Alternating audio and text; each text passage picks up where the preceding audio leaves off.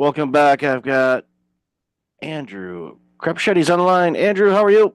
I'm doing really well. Thanks for having me, Michael, and nice to talk to you. Happy New Year and great to talk to you. Really looking forward to this conversation because you're doing some amazing work at Red Balloon, and obviously you've done some great work throughout your career. So why don't you share a little bit about you, and then we'll jump into the conversation. Cool. Yeah. No, I grew up in San Francisco Bay Area, did the old .com thing. Decided I wanted a change of pace, a change of scenery, and moved up to Idaho 25 years ago. Was blessed to start a bunch of different businesses. I've started businesses as small as a couple of employees and ran a $50 million business and I think I've had six successful exits over the years, ranging from, $100,000 to half a billion. So been kind of in the business world for a long time and really focused on labor market data and job creation primarily. So that's kind of my background. Then I've got five kids and live in beautiful Idaho on 60 acres, 10 minutes from the office, which is hard to beat.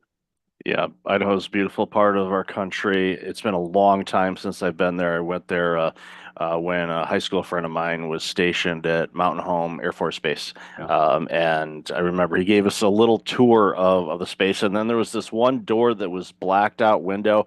And he goes, I can't, and he was a mechanic. He said, I can't show you what's in that room. And I believe, and he would never confirm long after he left, which is good for military personnel, but I'm Right. pretty sure it was one of the stealth things that we didn't know existed yet. So, Yeah. he got to play with all the cool toys. But That's amazing. That's really cool. yeah, Idaho is just a wonderful part of our country for sure. And the job market, and that's one of those top of mind subjects that Yeah. gets talked about monthly at least, because they'll say, okay, the jobs report will get reported, or you'll hear stories like we talked about in the pre-show where Wall Street Journal has had a couple articles in the past 2 weeks on the job market. One of them was about how for people that are unemployed, it's harder for them to find work. And I think back to not that long ago, during the pandemic, and a couple of years after it first happened, where organizations were having a really challenging time finding people, to now people are having a really challenging time finding things. And you've been in this space for quite a while, and what are some insights that you want to share for not only for candidates but for businesses as well? Because I think it's important for organizations to recognize that there's a better way to go about this and finding talent, and for talent to find organizations. So I'd love to hear your thoughts on that. Yeah, no, it's the labor market's I don't know. I've always found it fascinating. And at the end of the day, it's people, right? And I think a lot of people forget that when you read those reports by economists, like we created 264,000 jobs. Well, that means that 264,000 individuals now have a career that they're, pursuing, they're trying to do well at. Right. And it's very easy when you have very large numbers, particularly you look at the US labor market and economy, to forget those are people involved, right? But the reality is that a job is a very defining feature of your life. It's not the only defining feature, but it's one of the major defining features. When you meet someone new, you ask them, what do you do? And you're asking them what their job is, but that question betrays that a job is more than just a 9 to 5 hobby. It's a defining feature. It's how you bless customers. It's how you build a community. It's how you build an economy. It's how you take care of your family. And so I guess I always like to well, let's remember there's humans involved. It's not just big job numbers. And the labor market has changed quite a bit. If you look over the last 10 years, the JOLTS report, which is the jobs and labor turnover report, basically how many open jobs are in the economy. We used to have 3 to maybe 4 million open jobs, and these are job postings out in the economy that are not being filled right now or are being filled, but then new ones are backfilling them. So 3 to 4 million open jobs. We went through the COVID massive disruption to the labor market and then came out of that. And we actually started peaking out at over 10 million open jobs in the labor market. So you had this weird kind of dynamic that happened in the labor market, in the economy, where people were receiving, whether it was COVID checks or they were afraid to go back to work or whatever reason, they didn't want to jump back into the labor market after being displaced. I think a lot of them lost faith in the labor market. They lost faith in the businesses. They felt like they didn't have any loyalty with the businesses that were hiring them or used to employ them, and laid them off. So all of a sudden, the businesses were desperate to fill jobs. And I remember talking to a lot of businesses during that time period, and they really had to shift their mindset from, look, the labor market is not a vending machine. You can't just put in a quarter and get out a great employee. You need to be building an employment brand. You need to be building a talent network. You need to have a strategy around building the talent that you need for your business to be successful. And so businesses, I think, are starting to come to grips with that. But then, even though the unemployment rate continues to be very low in the, barely over 4%, people are having trouble finding jobs a lot more than they did even a year ago, which is really interesting to me because this economy has been dealing with the headwinds of inflation, of taxes and regulation, and honestly, the economy has been dealing with a lot of unknowns of what's going to happen with the election, what's going to happen with different state policies, natural disasters, et cetera. So all these things are coming in to play for these businesses, and they're starting to come to grips with this. But then the economy is kind of slowing down right now, and people are struggling to find a job. It's taking them longer. The average time to find a job in America is pushing 4 months right now. And you think about like, well, okay, what's 4 months? Well, if you're not getting a paycheck for 4 months, um, you really feel that and your family really feels that, and it's not just the money side, although that's a big part of it. It's the stress and anxiety of the job search process. And speaking of the job search process, I would say in a lot of ways it's really broken right now because put yourself in the shoes of a job seeker. You are applying for a job and you're saying, hey, I think that my skill set would be a good fit for your business, and then most businesses aren't even responding to you. They're just ghosting you. They're not even giving you the compliment of a response. And those who do respond to you are saying, no, you're not a good fit because of a variety of factors. And you're not even given the opportunity to say, hey, wait, let me explain why I think I was a good fit for that job. On the business side, they're posting a job. If you're posting a job on Indeed or ZipRecruiter, one of the really big job boards, you might get thousands of responses from that job posting. Well, if you're a single recruiter at a small business, let's say under 500 employees, and you get 1,000 responses to a job posting, you can't give meaningful time of day to all 1,000 people who are applying. So you're trying to weed people out and not even respond to them because you don't have time for any interaction. So in my mind, the job market is very broken. And someone was telling me, they're like, well, it's not that big a deal. It's like a sales job, right? You're just selling yourself to these businesses. But I would argue that it's very different in that when you're selling a piece of software or a widget or whatever, you're selling something else and you're saying, hey, I think this is a good fit for you. And when you're rejected, they're rejecting the thing you're selling. But when you're trying to apply to a job, the thing they're rejecting is you, right? And so it's this very personal, painful process to actually look for a job. And so I know a lot of people who don't even want to jump in, and then they find out that they need to grind for 4 months, and it's not as easy as they thought it would be. So anyway, now I've painted this horrible picture of what the job market is today, but unfortunately that's a reality. And that's what people are dealing with. Businesses are overwhelmed with applicants who aren't a good fit, and applicants are ghosted or not given the time of day or given the opportunity to fight and say, no, I really could do this job. Give me a chance. And so all those factors are playing into a very difficult labor market right now. Yeah, and I've seen it, and yeah, we know, split time between San Diego and Toronto, completely different things, and the dynamic of the 51st state, I find quite entertaining, and that's a completely different subject for another day, because Yes, right. I'm a dual citizen, and I can vote and screw up two countries, and I take that very, very seriously. But the job markets are very similar, where in that it's very difficult for people to find opportunities. It's taking them longer. Yeah, There's the fake job posts and all of that, which is right, annoying. It's like, don't, if it doesn't exist, don't play. Come on. It's like you're right. wasting time by doing that. But, we're seeing in both markets, unfortunately, because if you don't get paid for several months, well, you have no revenue coming in, then that's problematic. And we've seen that with the amazing spike in demand for food bank services and homelessness and all of these things where for years, homeless, and I've worked in the sectors that, dealt with it, usually on average, 3 to 4% of the population will be homeless at any given time because of mental issues. Just they don't want to be around people. There's all kinds of different things. Well, now, those numbers in certain markets have been increasing, and it's not because these people are having mental health issues. It's like they can't find a job. That's right. Or and it's it's a situation where they go to apply, and even at a place that used to be a turnstile type of place, we'll pick on the fast food industry. It's like that's just a constant turnstile of teenagers, and that's how the system has been. You could argue that's broken as well, but Right.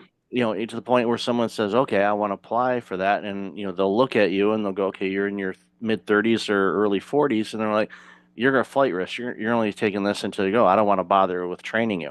So here's somebody that's willing, able to work, wants to work, and they're not even getting a sniff. And it gets to the point where people are like, you know what? Screw it. I'd rather sleep in a tent and deal with the food bank than have to navigate all that stuff. And what that does to society is it robs society of great people that could do great things for these companies, but they don't want to get into that nonsense of what the job search and job market has been. And I think that's, Right. one of the things that jumps out for me, and this is not a commercial by any stretch, of, the work that you're doing at Red Balloon. I get the emails, I see what the types of posts are and the jobs and all of that. And they're real posts. There's Right. real people behind it. They might be using ATS, but in the conversations that I've had, with other people that I've like, hey, go check them out. Like, yeah, I got a call from a real person, and they looked at it, and it was like, Right. wow, it's like Yes. the olden days when it's like, oh, people working with people. What a weird concept. But because it's frustrating. I've looked for work before, and I've been Yeah. on all sides of the fence. Either hiring people or being somebody looking for work as well, and it's it's a lot like buying a car. Now, some people love buying cars. I despise it. Yeah. Um, Most I, people don't. yeah, it's like no, it's like the haggling and negotiation. Some people are all in on that, and like I'm gonna get my best deal. Where I'm like, just set a price. I'll pick the vehicle that I can afford. I'll buy it. Make the Right. transaction easy. It doesn't have to be complicated. It's like here's the job. Do you have those skill sets? Yes. Okay. Let's talk about personality. Yeah. What's And culture important fit. to you. And, oh, Yeah. Those culture things. is a huge thing. And Yeah. Yeah. For and sure. I've shared this story before. I ran multi-site medical care clinics for several years, and I was looking for a receptionist, and I got 900 resumes, and I'm like, okay, how do I go about this? Well, I took the time to look at them, and it took time, but A I'm like, lot. I am going to look at these, and I got one, and it jumped out all over the others, and the doctors thought I was absolutely bonkers for doing this. But the receptionist that we hired had no medical experience. I turned down other people that had medical experience. She didn't have medical experience. So the doctors are like, "Are you out of your mind? Why are you hiring somebody that doesn't know the industry?" It's like, well, one day somebody hired me as the executive, and I wasn't in healthcare, so Right. work with me on this. The reason why I hired her, one was personality. She was outgoing, could handle everything. Secondly, she had worked in for a cell company's customer service retail.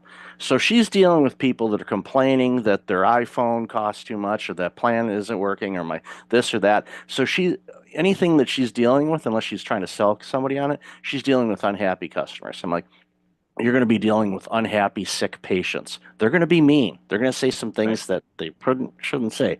Are you okay with that? Yes, I've had this experience with that. So I hired her. So again, doctors were originally mad at her, and she was, and I definitely want to get your thoughts on this. She was commuting a long way to get to our clinic. Mm. She had like almost an hour each way commute, which is a long, for a receptionist role. That's a lot. So she'd been with us for a couple of years. The doctors long forgot about her skills, thought she was an all-star. I was, looking, in the trades and all that kind of stuff, and I saw one of our um, partner clinics, not necessarily a partner, but same kind of group, had an opening for a receptionist role and slash office management type of assistant thing. And that location was 20 minutes from where she lived. So I called the director at that clinic and I said, I got a person. I don't want to lose her, but she lives 20 minutes from you guys, and she's Right. absolutely amazing. Would you be willing to interview her? Yes. Yeah. So she went on the interview. She got offered the job. She was back and forth on. She did not want to leave us, but I said, okay, you're gaining at least 40 minutes a day. So Yep. multiply that. What would you do with that extra time? Um, Sleep in a little bit, get home earlier, do this, that. So long story short, she quit. Doctors are mad at me again how could you get rid of her? So it's gone from why did you hire her to why did you Yeah. let her leave? You gotta trust me, all right? Yeah, exactly. It's like, so I've seen everything. And I said, because I wanted what's best for her as an Right. individual. Right. Long story short, a couple years later, she was promoted to office manager, and now she's assisting running that clinic. So she Yep. went from working for a cell phone company as a customer service person to Yep. running a medical clinic office. Why? Yep. Because I believed that she could do the job. Well, and she Right. had the right character, she had the right work Oh, yeah. ethic, right? All those things, and you were able to see that. Whereas an ATS, I hate to pick on them because Red Balloon has an ATS, and I'll explain that in a minute. But there's yeah, so much can be missed in that process. And I think what you just explained, which I think is brilliant and wonderful, is hiring is a distinctly human thing. And I think anytime you just try and have the algorithms or AI or any of these things take over DQing people who the algorithm thinks are not a good fit, or communicating in a way that's clearly a machine communicating.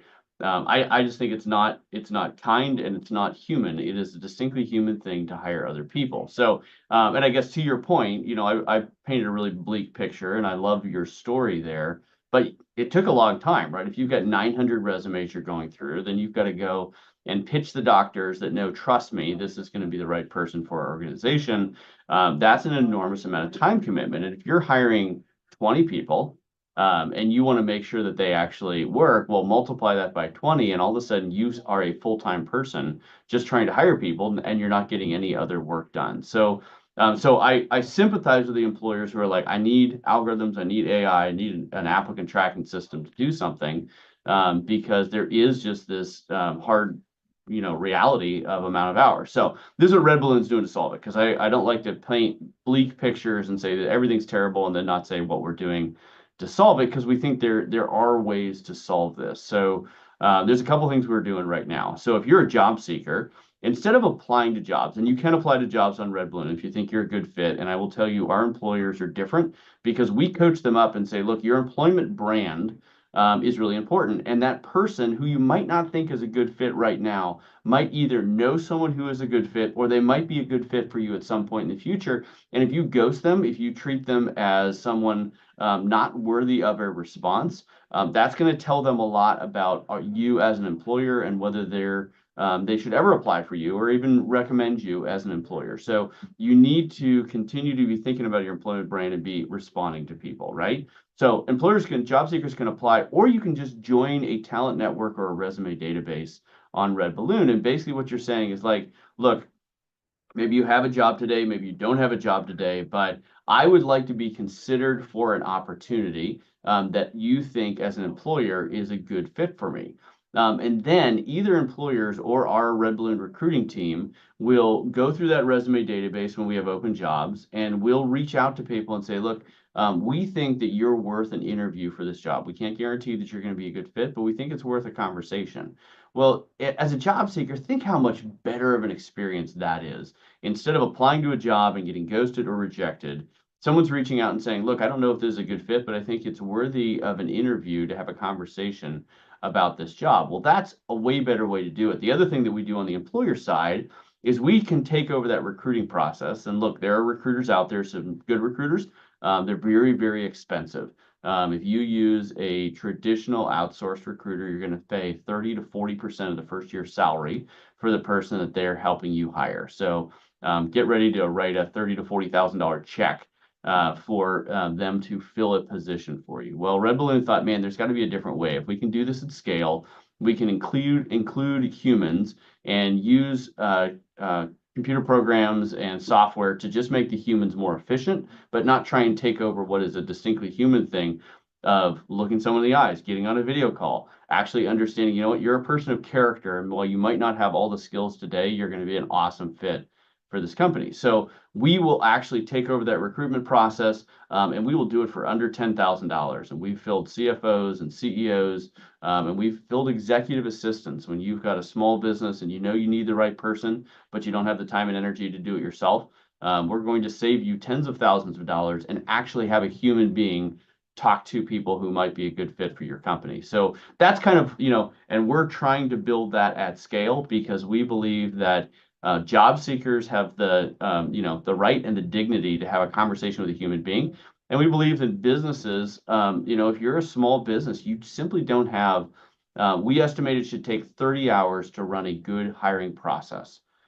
30 hours, right? Well, imagine that if you have 10 people you need to hire. Well, most business owners don't have 300 hours that they can devote to hiring. They need to be running their business. And so that's what Red Balloon does. We take over the hiring process. We do it for way less than a traditional recruiter. And we try and give job seekers the dignity of a human conversation because we think they deserve it. And if we can do that at scale and really redeem the world of work and make work fun again, that's really what we're striving for. Yeah, I'm a gigantic fan of it, and as I said, I've had people look at it. I get the emails because I always want to see what's going out there, and I Yeah. see the quality of organizations that are in there, and you can tell that and thank you for sharing. I did not know the fact the organization is coaching these organizations because post after post after post, it's like this feels personable. It doesn't Right. feel like here's what you need to do. And I'll give you a funny story. I saw a not because I've done on the side I do some nonprofit help and whatnot, and I saw a job post for a part-time nonprofit director type of role. Yeah. And I'm looking at the job post and I'm like I started visually trying to count the bullet points of the duties and responsibilities. And I'm like scrolling, I'm like, and my original career was accounting, so I can count, but I'm like, there's too many bullet points. So literally, I copied the post, I threw it into ChatGPT, and I said, "Hey, ChatGPT, how many bullet points are in this job post?" 57 was the last one. 57. And Right. then, of course, other duties is assigned, which is that's the Right. catch-all. The Those total other catch-all. And there's like probably two human beings on the entire planet that check all 57 of those boxes, right? Yeah, yeah, that was the volunteer board of directors sitting around the board table coming up with a wish list instead We of, should do okay, this. We should do that. hire some, what do you want, who are you as an organization and what do you want to do? Right. What's your mission? Who do you want to accomplish? What type of person do you want in this role? Not skills. Skills can be taught. Right. And we've got countless stories about that. But what do you want that person to be like? What do they need to have from a personality standpoint to be able to succeed in this job and deal with you bozo board members? Did I say that out loud? I'm sorry. Yeah, that's right. We have Editor, not we have not mentioned names. We will protect the guilty. editor, don't remove that. Okay. That's right. But again, your organization is helping organizations return to the people business and the human business, and long overdue. And I celebrate, the work that you're doing and important work. And like you said, it's not easy out there, but organizations like you and your team will make it easier. So, That's love right. this conversation, Andrew. Where can people find out more about you and Red Balloon and everything else you're doing? Yeah, go to redballoon.work, not .com. That's where you'll find a party supply store. And we actually think work is a good thing. And so that's why we thought redballoon.work would be a good thing. And look, if you're an employer and you want to hire someone who's going to be a great culture fit, and you don't have the 30 plus hours that you need to devote to that whole process, but you don't want to spend $50,000, please reach out to redballoon.work. We believe that there's a better way to hire, and we've done this for many, many hundreds of employers. Also, if you're a job seeker and you find the job hunting prospect just discouraging, go ahead and fill out a profile on redballoon.work. You're now part of a database um, of job seekers who care about meritocracy and hard work. and showing up and providing value. And you never know, you might just get a tap on the shoulder and say, we have an opportunity that might be a good fit for you. And you don't have to go through all the pain and anguish of rejection while still being involved. There's obviously jobs you can apply to, would encourage you to do that. And then the last thing I'd say is if you want to follow me on LinkedIn, I try and have a daily post about how do you build culture, how do you hire well, how do you interview well in a job. And so have a hopefully good content out there, and that's where I put most of it. So follow me on LinkedIn, Andrew Crapuchettes. There are not a lot of people with that last name out there, so you're pretty safe to know that it's going to be this bald guy. And I'll definitely have all of that information in the show notes. So, Andrew, thank you for being you. Thank you for this awesome work, and really appreciate your time today. Thanks for having me. Everyone, have a great day. Welcome back. I've got Doug Drysdale. Like, Doug, how are you today? Hey, I'm doing great, Michael. Thanks. How are you? Good to see you. Great to see you. Really, really looking forward to this conversation as we talked a little bit in the pre-show about this. So, why don't you share a little bit about you, your company, and then we're going to jump into this very important conversation around mental health. Yeah, happy to do that. And thanks for the opportunity to talk a little bit about what we're doing. Like my background, I've spent 35 years building drug development companies of some form or other. In the first half, largely through kind of R&D licensing, partnerships, co-developments, those kind of things. And then later through larger transactions, lots of M&A. I've acquired 15, 17 companies, something like that. So building companies organically. But the most rewarding, I think, for the last sort of 16 years or so, I've been the CEO of four different pharma companies, different types of companies, from a generics company I co-founded, a spec pharma company, a CDMO, a contract manufacturer, Cybin, now a biotech company. Two of those were startups and two of those were turnarounds. Two of them were public and two of them were private. So it's a real kind of mix of things. But definitely, I can say that the most rewarding has been the opportunity to grow teams and pull those teams together to deliver things like we're doing at Cybin. And I think that in all of my career in drug development, um, for the most part, it's inevitable that drug development is incremental. We make incremental steps. Science is incremental. We learn a little bit more. Each new product is a little bit better than the one before.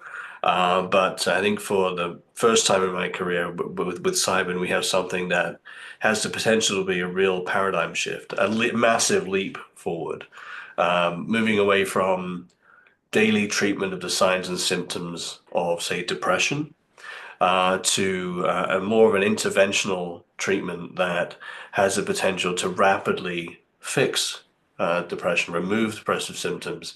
And after just a couple of doses, most patients are seeing benefits lasting at least a year so far in our studies. So a real paradigm shift in the treatment landscape, which is obviously kind of a once in a career type opportunity.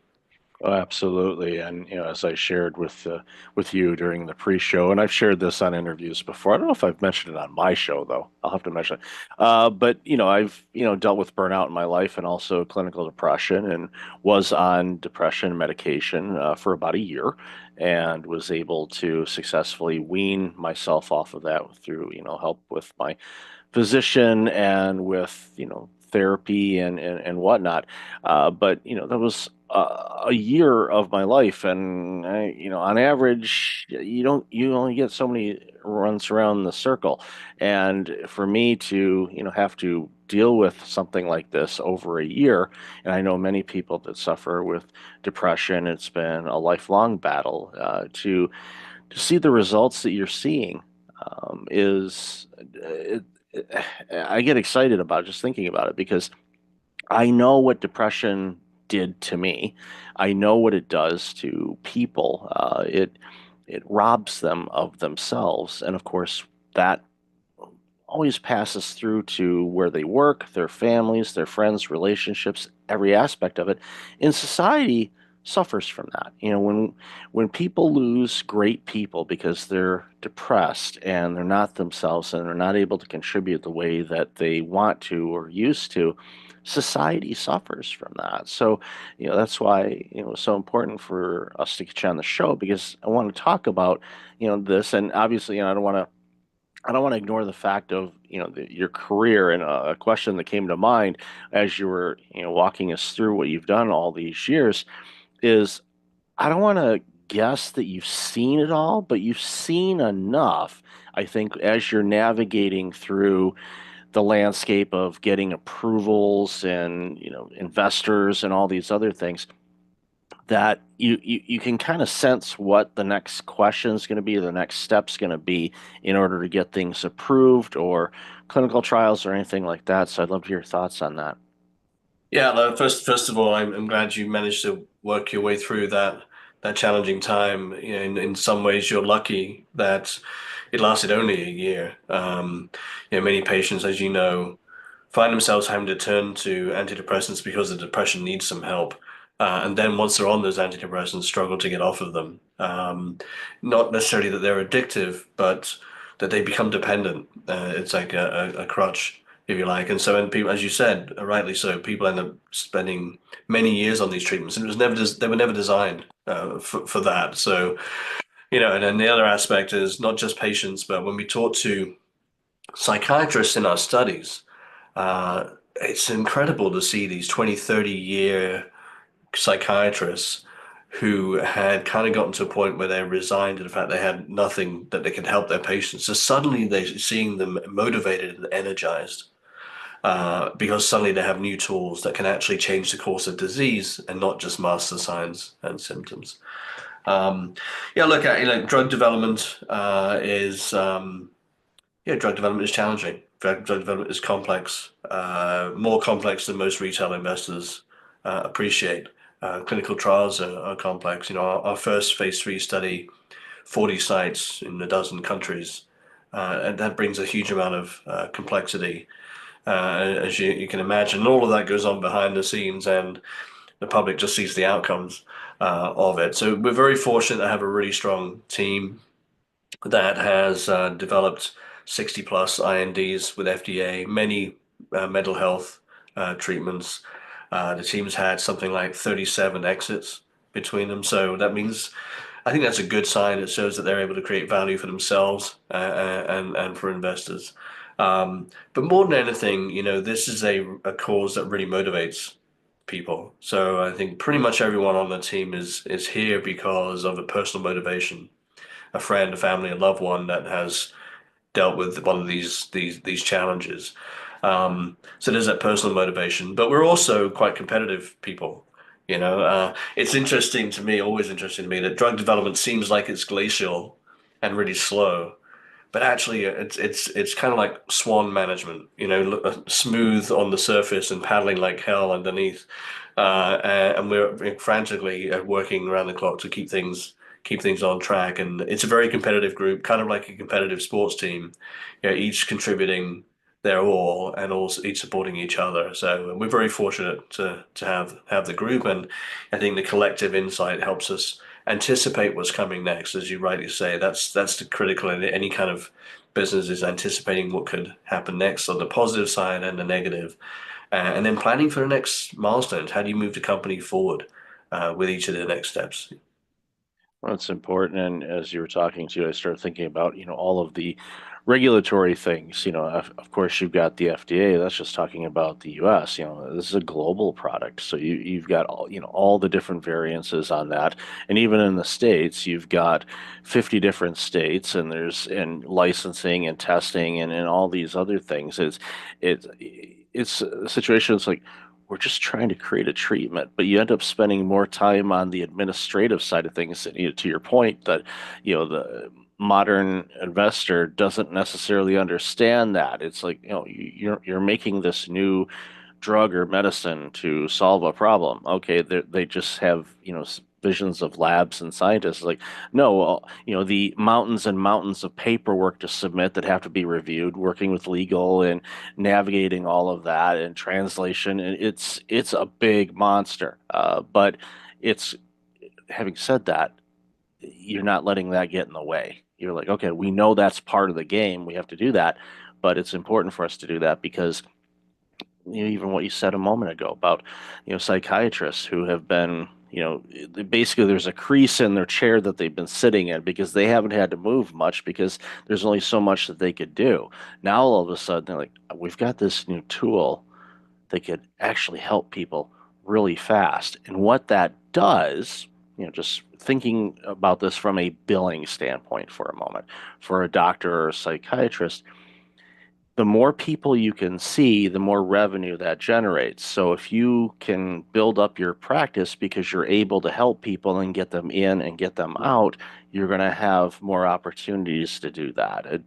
That's just one little side effect of it. I mean, that's not your primary goal for your organization, but that is a one of those positive side effects is Oh we're yeah. helping people. This treatment has the potential not just to help patients, but to help the entire mental health care system. Um, Depressed patients are quite a high touch, 6 or 9 visits a year to their physician. As you'd expect, they're often trying to tweak the dose of the medication, or maybe they're switching to a different one because they can't tolerate the previous one, or they're dealing with side effects like insomnia and they want something for that. Um, or, they're more likely to have increased blood pressure, more likely to have diabetes, for example. So there's lots of comorbidities and lots of system interaction. Um, the other aspect is that we have a pretty limited number of psychiatrists in the US and in pretty much everywhere, actually. And only about 18% of psychiatrists are available to see new patients because these patients take so much time. Um, and an average wait time for a new visit is something like 40 to 70 days, depending whether you want a virtual visit or an in-person one.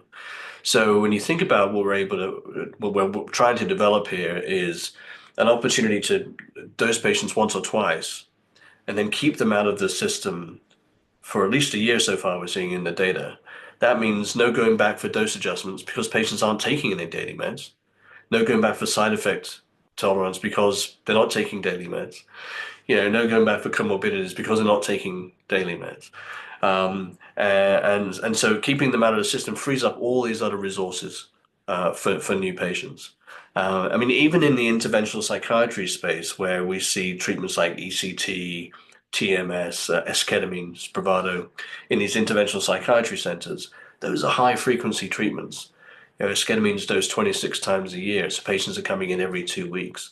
That's pretty tough on these centers that have very limited space. So if we can reduce 26 visits to two, these sites can see a lot more patients. We can deal with the problem a lot more efficiently. Agreed. And we know the stats of, people that are really struggling, just, case in point, I saw a stat the other day, it's, we're just at the time of this recording, we're just ending, the holiday season. So there's a lot of people that'll be getting their credit card bills in the next week or so. And there's financial stress, and the stress Oh, causes depression because they feel bad about overspending, or they feel bad that they can't, make the payments on time. And of course, that can get you down a rabbit hole of depression and anxiety and self-doubt and all of these things. And a lot of this, I mean, a lot of people, especially when I was going through it, you realize that a lot of that is just your brain chemical challenges and whatever that's adding fuel to the fire type of situation. And to be able to take that and not quote unquote mask it with the pills that I was taking for a year, but to actually have something that can adjust things and correct it where, like you said, a visit or two, and all of a sudden I'm good for a year so far. Because it changes things. And again, it opens up the door because, again, I see so many people just in my daily walk of life where I could tell people are having a tough go of it. And I don't know necessarily what the reasons are.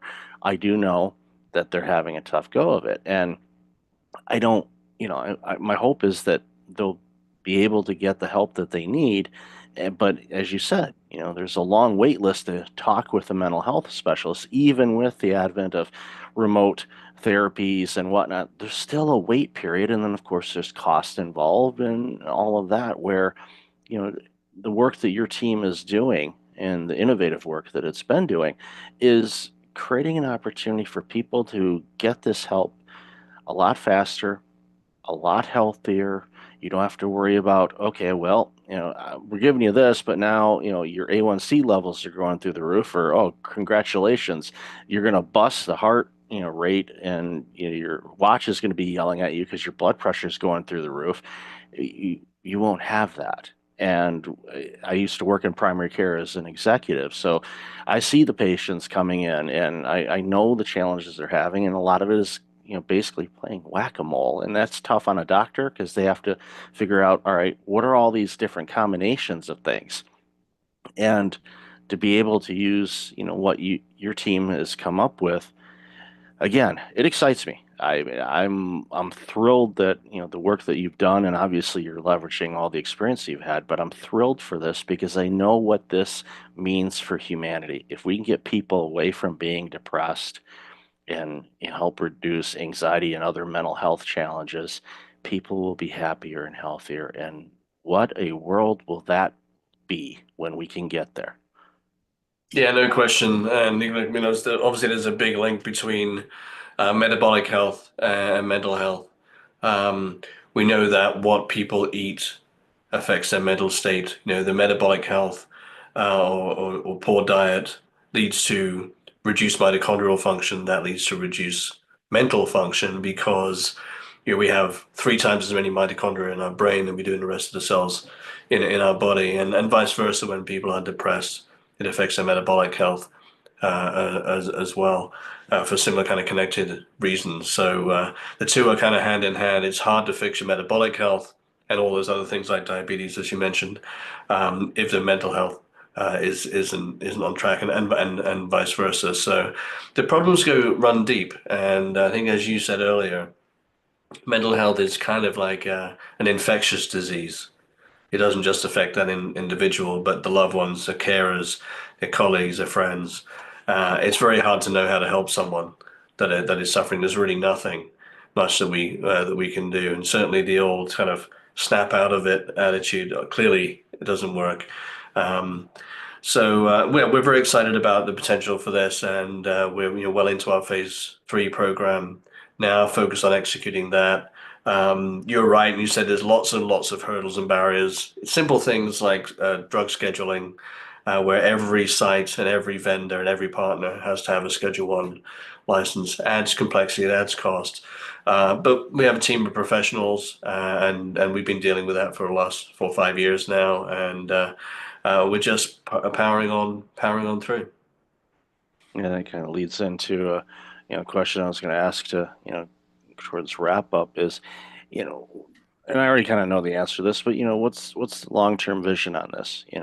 From your standpoint, obviously I think this will spawn additional research in other areas as well. But what's the long-term strategy for the organization to navigate? And again, it helps when you have an all-star team that's done it before. It Yeah. it it, it's not a case where nothing surprises you. It's like, okay, we know how to deal with this, and they do it. And I love seeing organizations that are made up that way because it strengthens the opportunity to quote unquote get things right. So, love to hear your long-term strategy. Look, I mean, we're fortunate in that depression studies can be quite challenging, typically, in that when you're dosing patients every day with a psychiatric condition, and then you're comparing that to a dose of placebo, those placebo patients are getting some kind of positive input, if you like, or, so they're taking this placebo, some reinforcement, if you like, and so the placebo effect can be quite large in these studies, and then you get a failure to separate the active treatment from placebo, typically normally because these treatments have fairly small effects historically. We've got two things working in our favor here. One is we're seeing much, much larger effects, 8 to 10 times larger than with traditional standard of care, and we're not dosing every day in our studies, nor with placebo. So the separation risk is gone. We've seen just tremendous results in phase 2, 70+% remission rate, sorry, at 12 months, 100% response rate at 12 months after 2 doses. So going into phase 3, we've removed a lot of the risk. So now it's all about execution. When we think about the long term, this is just the beginning of a platform. So we know that these treatments very likely will be successful in depression, anxiety disorders, but there's plenty of anecdotal and academic evidence to show that there are many other conditions that these could be helpful for as well. Bipolar disorder, OCD, postpartum depression, cluster headache, migraine, neuropathic pain, substance use, opioid use, alcohol use. I mean, these are conditions that collectively affect in the US alone maybe a couple of 100 million people. So we're not talking about niche applications here. We're talking about mainstream applications on the scale of, the GLP-1s, Wegovy, et cetera. Ultimately, once we look a few years down the road. So our hope is to focus on this phase 3 approval in depression, and then leverage off of that experience and the impact we can have on the depressed patient community, and leverage that to help many more people with a lot of other conditions. And really try to change the mindset to move away from daily chronic dosing of pills every day to something that's more interventional. You mentioned whack-a-mole. I think that's exactly right. It doesn't matter what condition you're treating, if it's depression or a cardiovascular disease or whatever. As soon as patients start getting polypharmacy, multiple pills, then it's about, okay, well, this one's causing this side effect, this one's interacting with this one's causing another side effect, and you're adding in more treatments to deal with the treatments that are trying to attack the underlying condition. So, one major benefit of all this is maybe let's break the cycle of relying on a pill every day. Patients have to come in and do a bit of work and have a couple of visits and take these treatments, but 2 visits could perhaps last patients for an entire year, free from all those medications. So I mean that's the vision, to create a platform, and we're very very excited about the opportunity to help not just depressed patients but all those other groups I mentioned as well. Yeah, I look forward to people throwing away their pill dispensers because they don't Mhm. need them anymore. So I applaud your work and celebrate it, and I'm looking forward to seeing all the great things that comes from all of this. So, Doug, love this conversation. Where can people find out more about you and all this amazing work you're doing? Yeah, look, thanks for having me on, Michael. Enjoyed the conversation. You can always find us at cybin.com. That's cybin.com. And if you happen to be an investor, we're also traded on the New York Stock Exchange at CYBN as the ticker symbol. And I'll definitely have all that information in the show notes. So, Doug, thank you and your entire team for your part in helping people get better. I applaud you and I really appreciate your time today. Great. Thanks, Michael. Welcome back. I've got Rico Nasal on the line. Rico, how are you? I'm good, good. How are you this morning? I am doing really well. Been looking forward to this conversation. We lined this up as we were joking in the pre-show. Feels like 2015, which would be impressive because I didn't start the show till 2017, but here we are. So, for those that don't know you, why don't you share a little bit about you, and then we'll dive into the conversation. Yeah, absolutely. So I'm Rico Nasol. I've been a creative executive for the last 20 years. I spent most of my time at Zappos and Netflix. At Zappos, I was employee number 40, and I had to scale, and I founded the creative and content team there. It was, I guess, a theme in my career because at Netflix, I was there for 9 years, did the same thing. I founded and headed their Netflix creative studio. And so what I do now is I started leaning into the coaching and leadership aspects of that because I had to scale to 200 people, 7 countries. And in doing that, I had to build my own leadership teams. And so I found myself leaning more into building more leaders around me. And so I decided to leave Netflix in 2021 and start my leadership coaching business. So now I focus on training the leaders of tomorrow and building them up and helping them build the confidence, clarity, and culture they need to be successful.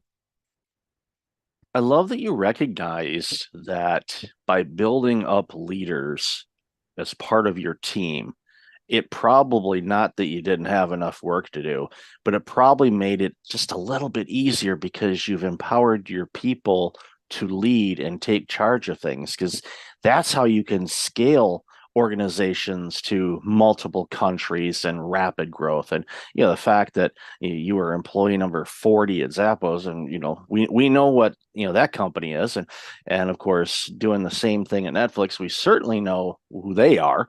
And you'd have to just completely avoid media not to understand what Netflix does. But the fact that you were in both of those organizations in the early days, and obviously watch it grow and expand to, household names and, just gigantic companies making a huge impact on people. It's got to be gratifying for you. And also, just another thing to commend you on too, and I want to hear your thoughts on this is, the fact that you did all these things and then you said, you know what, I can do that at Netflix too, because you picked up tools along the way. So what was that process like as you were building things up and recognizing, okay, I need to make my leaders leaders and, to scale this thing to where we need it to get? Yeah, great question. It I had a lot of mistakes along the way, and that's where I built this course, right? Because there's no perfect way to be a leader, and I would say I'm a product of my environment. I think that's how all of us are. So I was the drum major in my marching band, which like I was the number one band geek. I played a lot of sports, and then I was lucky enough to work with Tony Shea, the late Tony Shea, who really was the embodiment of like empowering others. So it was good because my first experience was in an environment that true autonomy, true empowerment, and in between, I didn't mention the stops in between because that's where I learned what toxic environments were like. So taking the good that I found at Zappos, it took me a while to find Netflix because Zappos was in Las Vegas. I was married. We wanted to live back in California, and I found a few bumpy spots along the way. And so I found micromanagers, I found toxic leaders, and nobody goes out and says like, "Hey, I want to be a toxic leader." I want to create toxic environments. But like I mentioned, people are products of their environment. So if they don't know any better, and a lot of these companies don't have great training programs, what I've seen is a lot of companies will take the best performing IC who's maybe good at the process and promote them as their leader. And it's one thing to manage process, but as we all know, leadership is about leading people. And so if you just were in charge of process, great. But if you need to inspire and motivate people, nobody's training these folks how to do that. So one of the things I had to learn was, one, I can't do my old job and my new job at the same time. So I needed to find people to do the stuff I used to do and then really build succession plans. Train your replacements. If you can train your replacements, that means one, you can move on to do other jobs. You could get promoted yourself. And then two, if you wanted to take a break, because I know you focus a lot on burnout, if you want to take a vacation, who's going to do your job when you're gone for a week, right? If you don't have a good succession plan. So those are probably the biggest things I learned. And if I can leave my job and the business doesn't skip a beat, that means I was successful. It's so important, and so many organizations they don't invest any time in training, and they've made the mistake time and time again. Okay, you are amazing as a product development person. Okay, you're going to lead the department now.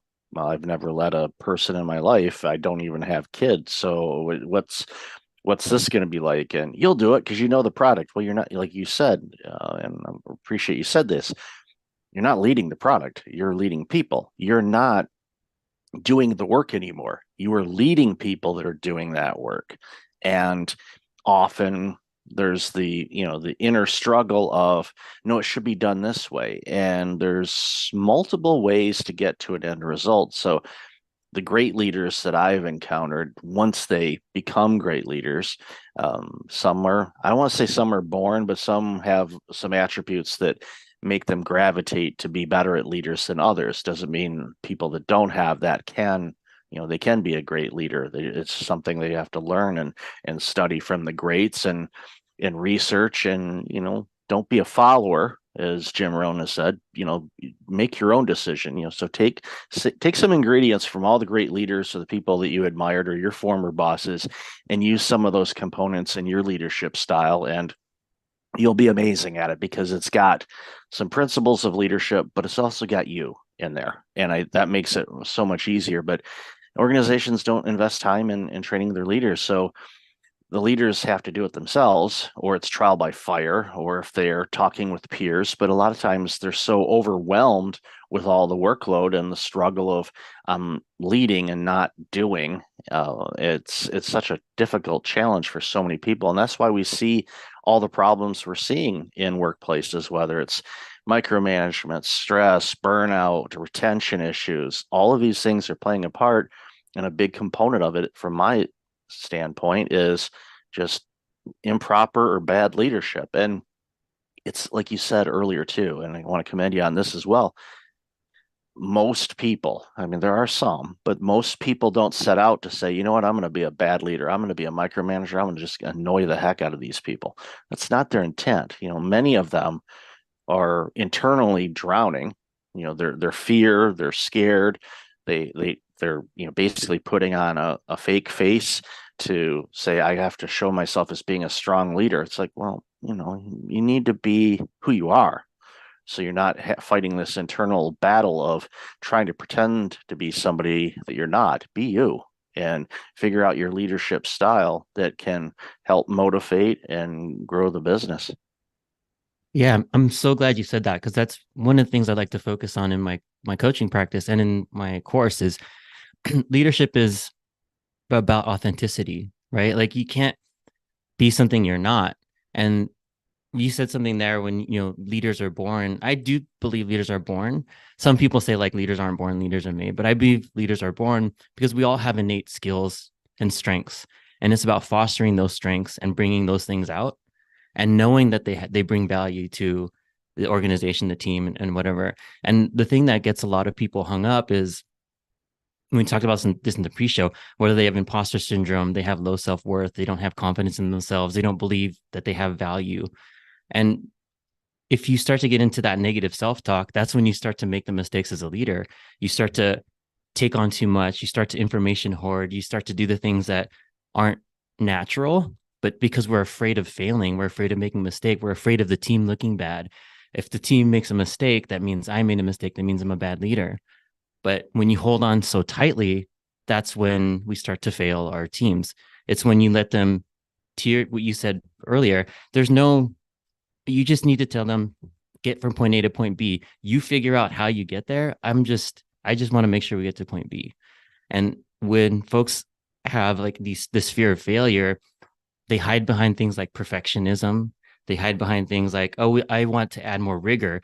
And when people say they want to add more rigor, secretly a lot of them are saying, oh, I just need more people so I can make a decision through consensus because they're afraid to make a mistake.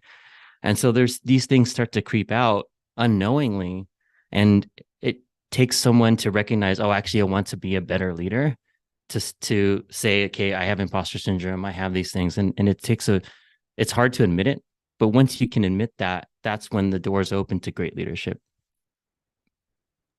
It's really important. I know John Maxwell talks about this a lot, in his book, Sometimes You Win, Sometimes You Learn. Going back to, you had mentioned it earlier about, the stops in between Zappos and Netflix weren't the greatest, and we don't need to pay any attention or mention any names or anything like that. But those are learning experiences. And I tell people, it's like if everything was smooth and easy, we wouldn't be challenged. We wouldn't grow. And I know a lot of people, use the adage, no pain, no pain. And it's just natural. We want to avoid it, where our bodies are kind of designed to avoid discomfort and pain whenever we can. But it's those things that provide clarity, and it gives you opportunity saying, okay, now I know that working in this particular sector, or maybe this particular area, most of the companies behave this way. All right, maybe I should look elsewhere to work, or maybe change industries, or take a step back and go, all right, maybe I need to regain some things, especially if there's a confidence issue. And I even did this in my career earlier on, where, I was in leadership roles, had a setback, and was looking for new roles. And one of the things I did, and, not everybody will do this, but for me, it's like, you know what, I'm going to take a part-time role doing something that I did years ago. So, we're, I want to say bottom of the ladder, but it was lower. And it was more of a, for me personally, to say, yeah, I've got the confidence, I've got the skills, get really good. It was so funny too, because this organization said, you've got management material, or you're really good. And not knowing that, and I didn't lie in my resume. I just didn't go into great details as far as titles and all of that. But I'm like, I used to run a department like this with 3 times the number of people that you have in here. So I know everything there is to know about it. But I didn't tell him that. I just said, thank you very much. I really appreciate that. And just continue to get good at it again, just to kind of build up my self courage and remind myself of who the heck I was. And then, shortly after that, then the doors opened up, as you mentioned before, to a position that was a whole lot better, in my wheelhouse where my skill set was, but also challenged me into learning some new things. And it was just one of those, it's not a straight line. Sometimes you can go, okay, let's take a step back, kind of regain things, and then, okay, let's get back into the game. And there's nothing wrong with that. It's actually really good because it reinforces some things, and it may, you may determine, go, you know what, I actually like working in this industry again, so maybe I'll do that. It's our playground. We can do whatever we want. And as leaders, you have that autonomy to do that. But as great leaders, you allow your people to do that as well. Yeah, that's a great point. And yeah, to your point, when you step back, it kind of gives you another perspective, right? So there's a few types of people I work with. There's some in particular that I feel like, oh, the only way to grow is through people management. And I had many leaders on my team that didn't manage any people, but they were mentors. The rest of their peers saw them as leaders. And I always made sure that there was a high level IC path, an individual contributor path, because there's only so many people manager roles, right? You can't just make some. So in some cases, you find ways to elevate others where they don't necessarily have to go into people leadership, but they're seen as leaders. And then there's other folks to what you mentioned, where, and also I wanted to bring up is taking that step back to change perspective. I had to do that myself. And I'll tell a little story at Netflix where we would do quarterly offsites for quarterly planning, and it's like a bunch of VPs, and we're in there, and I'm like I was only one of the only creative executives in this meeting. And so I had to shift myself because in my mind, I'm like, why am I in this meeting? Like everybody here is like business owners and like whatever and I'm like, I'm a creative. And so during the break, I had to shift myself and say, why am I in this room? What, what does it mean that I'm in this room? And when I answered that, it's like, I'm the only creative in this room. That means if I don't say anything, I'm letting down all the creatives in the organization because my voice is probably the most important because it's the least represented. And so by shifting that mindset and helping a lot of my clients shift that mindset is your voice is probably the most important, especially if you're the only one representing that function in the room. So look at it that way and share your perspective, share your voice, share the things that you're thinking, the questions that you have. And I went from not saying much and being scared to say something not smart to no, my perspective and my opinion's important. I love that you basically reframed the question. Your first instinct was, why am I in here? And you reframed it to is, what's the reason why I'm in here? And the reason is because they need me to share from my perspective, and my background that they don't necessarily have, some insights that they're not going to see, which is going to strengthen whatever initiatives the organization as a whole is trying to roll out. The ideas that you provided literally could have created additional millions, if not billions, in revenue. And if you weren't in that room, that may not have happened. So you ask, basically the same question: why am I in here? But it's why am I in here is because I can offer this value, not the self-doubt thing. But you caught yourself and you reframed that thing. So you looked at it from a different perspective, and you provided a ton of value. Not taught, I don't know anybody else in that room, but you provided a ton of value, which made a huge impact on that organization. And that's again one of those things when we have that self-doubt and negative talk and imposter syndrome kind of thing. You have to realize, where have I been? Where am I at now? I mean, sure, if you were, and I'm not picking, let's say I'm not even going to pick a title because I don't want to make fun of any title, because every person's work is important. Like the old adage when President Kennedy was touring NASA and Cape Canaveral, and he walked up to a janitor and he said, "Hi, I'm, President Kennedy. What's your name?" The guy said his name, said, what do you do here?" And his role was janitor. And he says, I'm helping put a man on the moon. Yeah. And it's true. Because if that place wasn't clean, it could create problems for the rockets, which would have created problems, which could have killed astronauts and everything else. So that janitor was true. So it's the same thing. Whenever we have that imposter syndrome, remind ourselves we are an important part of this company or of this community or of this country or wherever you happen to be. Everyone here has gifts, and I'm glad you made the comment about born leaders, and it's definitely for me to reframe that as well personally. So I appreciate that and thank you for that. But it's so many people hold back, and once people kind of open up and offer their insights and stuff, all the great innovations and inventions that we've had throughout humanity came about because people opened up and offered their ideas and suggestions. Because if we didn't, who knows how behind we would be based on where we are now in the world as far as technology, communication, transit, you name it. Those all came from ideas that people spoke up and offered something. Because if they didn't, we wouldn't have anything that we have today. Yeah, absolutely.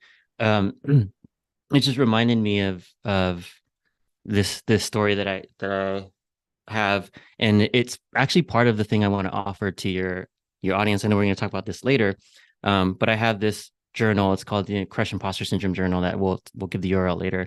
But what it does, it helps you work through those things, because you're right. If people didn't speak up, then one, some things might not have been invented, or some terrible inventions might have been stopped, right? And some of the things that this journal helps you do, it helps you go through what's triggering your feeling, like when you're feeling this imposter syndrome, what is it that you're feeling, and starts to look at hard facts, right? So what evidence do you have? So here's an example, right? So a person might be saying, oh, like my boss hasn't spoken to me in 6 weeks, right? So what somebody could say is like, oh, he must hate me. I'm going to get fired because my boss hasn't spoken to me in 6 weeks. But what could it be? What else could it be?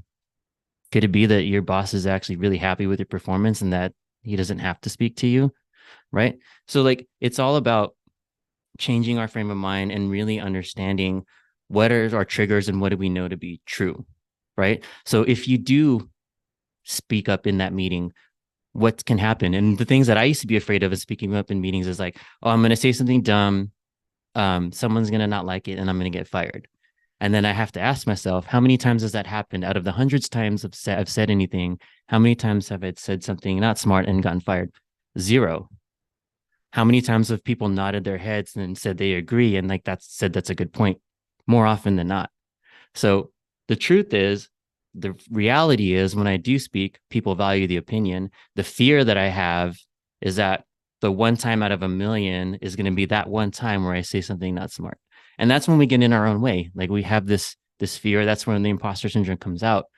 We think the worst thing will happen. But what I'm asking people to do is think is what is the best thing that can happen? Maybe you save the company $2 million, which is a true story for me.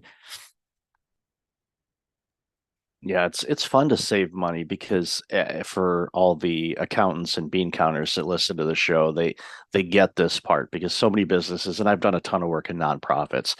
Nonprofits are always looking for revenue. They're always looking, how can we raise more money? How can we get more donations? All of that, which is, a key component for them to address the needs that their particular nonprofit does. But for me, in my original career was accounting, whenever I helped out those organizations, like, okay, you have your people that are really good at fundraising and all that stuff, let them be. But let me go look at some cost savings. Let's go see what we can find. And, I saved a nonprofit, smaller amount than that, but it was still $250,000 annually on renegotiating some contracts that we were allowed to renegotiate. And by doing that, we were able to launch a new program, hire 3 people to run that program, and provide additional community service in an underserviced area. That's one of those things that, of all the things that I've done in my career, that's one of those things that I am quite proud of. I'm proud of a lot of things and thrilled that I was given the opportunity to be able to do those things. But that's one that sticks out to me a lot because we didn't let anybody go. We didn't fire anybody. We didn't cut programs. We found some savings and then passed that along into bringing on additional people to do jobs that they love doing and impacting the community. And it can be corporate, it can be nonprofit, it can be in your own home. It's just one of those things where when you find opportunities and you speak up and you say things, it creates opportunities. So take those opportunities to find opportunities and grow as a leader. Doesn't matter where you are in an organization. If your organization doesn't invest in leadership, you can. It's never been easier. If you have a commute, there's YouTube University. You can listen to podcasts like this one or the billion others that are out there. You can read book and, a good segue, take your course as well. So why don't you share a bit about your course that you have?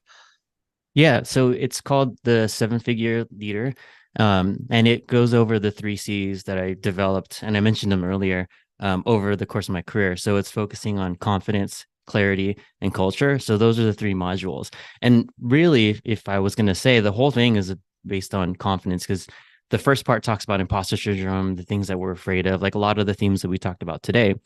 And the second part in clarity, it really talks about how to set a mission, vision, and their values for your team, because as leaders, we're the ones who set that culture, right? And then the last part is the culture piece, where we talk about how to use coaching, mentorship. It kind of ties all the modules together, right? So it's a 12-week course. You get some one-on-one time with me, and I have folks going through it now, and I used it to place a lot of the leaders that I trained at Netflix went through the same exact program during my time there.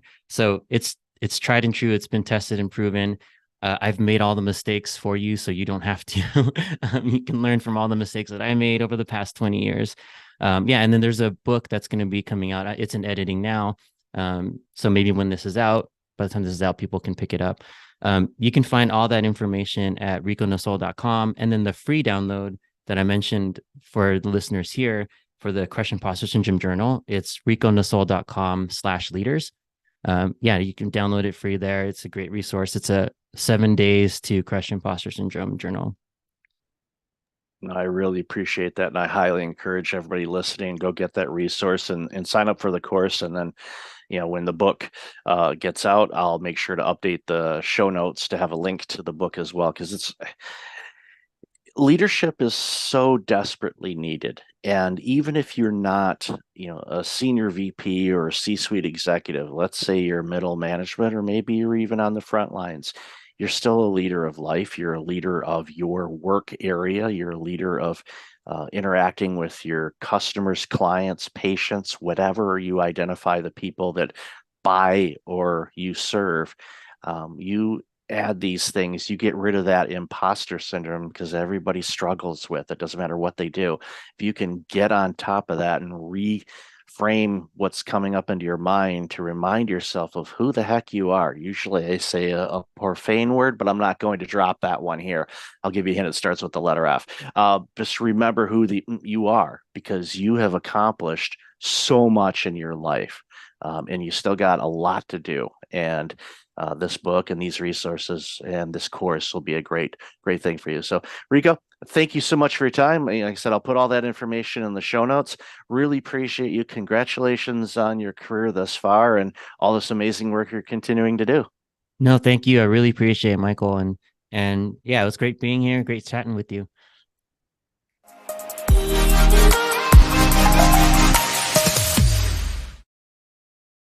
Hey everyone, welcome back to Founder Story.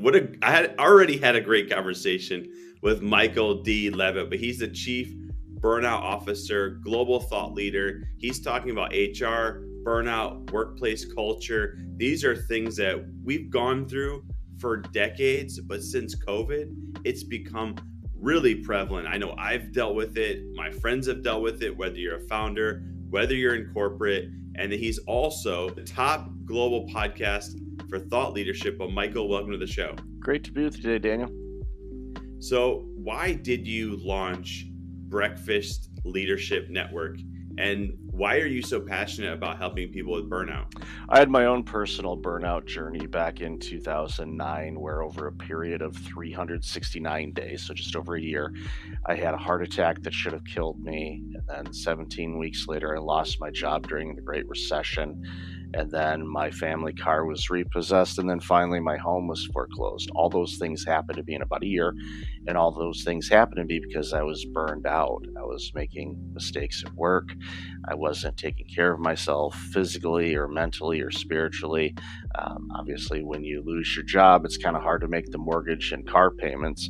Even today, it's hard to make mortgage and car payments or rent payments, even if you are working and you haven't had a cardiac event. So it's a difficult time for a lot of people. And after recovering from all of that and realizing, okay, I'm very fortunate, I don't want to ever go through that again. After I went through the exercise of understanding what happened to me and getting back on my feet, I started noticing people in my sector, and I used to work in healthcare, were going down the same path I did. And it scared me. And I thought, I can't allow this to happen. So I started talking with people, started writing blog articles about it. And then in a conversation with a trusted colleague, he said, you've got some consulting experience. Why don't you start doing some consulting on this? And I did. And then that led to keynote talking, to launching the podcast in 2017, to writing books about burnout, my own personal burnout journey, and created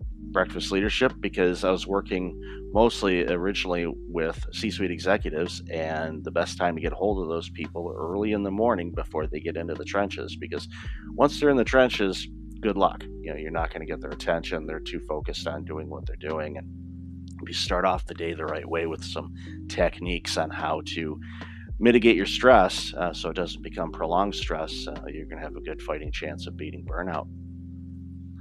So it sounds like you've been helping people for many years with burnout. So you've seen the changes going from pre-pandemic, during the pandemic to now. What are some of those changes that you've seen? And is it different? Is it different if it's a founder or person working in the company or an executive? There's different variations of how it impacts, but burnout doesn't really care what type of job you're doing. The World Health Organization, who we've heard from over the last few years, prior to the pandemic, actually issued an ICD code, which is a disease code, for workplace burnout. They didn't classify burnout as a disease, but they called it a workplace phenomenon.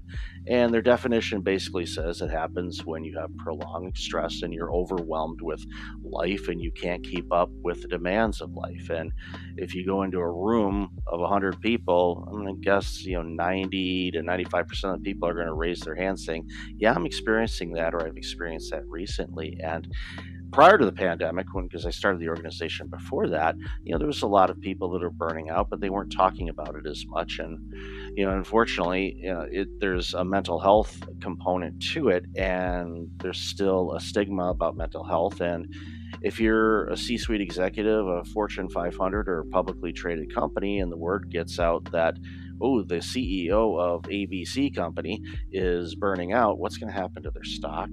So you have to be really quiet on who you're talking with and who you're working with, and they're afraid to share that kind of information with anybody. So it really becomes a problem.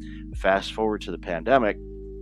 Initially, at least during the first couple months of the pandemic, I thought, okay, I think we may have a solution here where people can take a step back and just kind of reevaluate what they do and reprioritize, because we had to.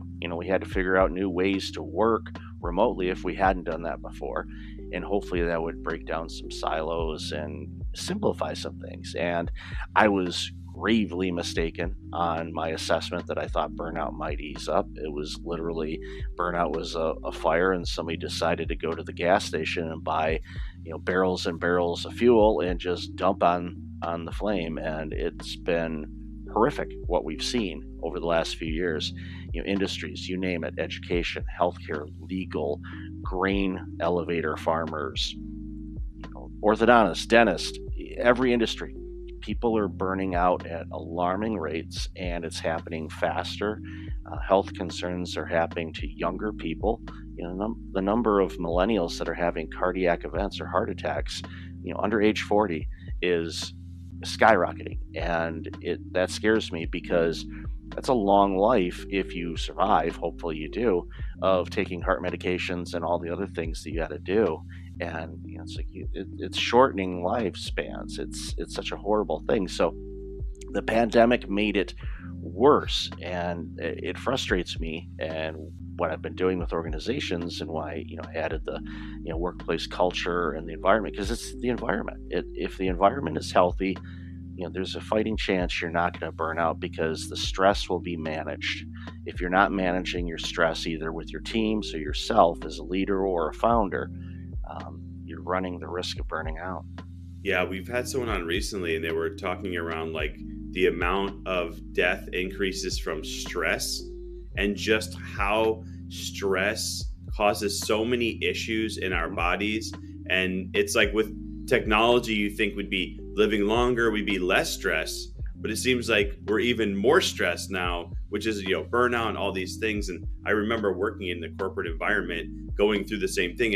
When you're trying to move up in the ranks, or when you start a company, you have to work a lot and you have to go through a lot of stressful events, which I think lead to this burnout. So what are you seeing when it comes to people when they start companies? And obviously when you're in that startup mode, you're working a lot, you're working a ton, and that startup mode could lead for, could be a few years. What are you seeing when people start companies when it comes to burnout? Yeah, real quick, the majority of chronic diseases, and I used to work in healthcare, the majority of chronic diseases, stress is a major factor in them happening. Diabetes, hypertension, high blood pressure, all the things that we see with people that have chronic diseases, stress is a common element. And if you don't know how to manage it, it can be problematic. For founders and new business starts and solopreneurs and all of that, there's an underestimate of how many hours you're going to have to put in. And you say, okay, I'm going to be a consultant for attorneys on this. Okay, great. Doing that in the face-to-face and working with legal and talking with them about whatever you're consulting on is great. However, the running of a business, there's so many different things you have to do. You have to look at branding, online marketing, websites, hiring if you have enough revenue coming in to bring in people, outsourcing.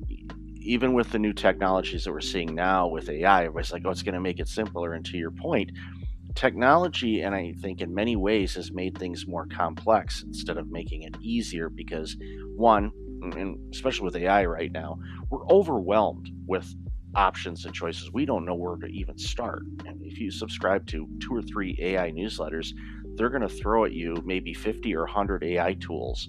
So you're going to get overwhelmed and you're going to stress out just by the choices, the multiple choices.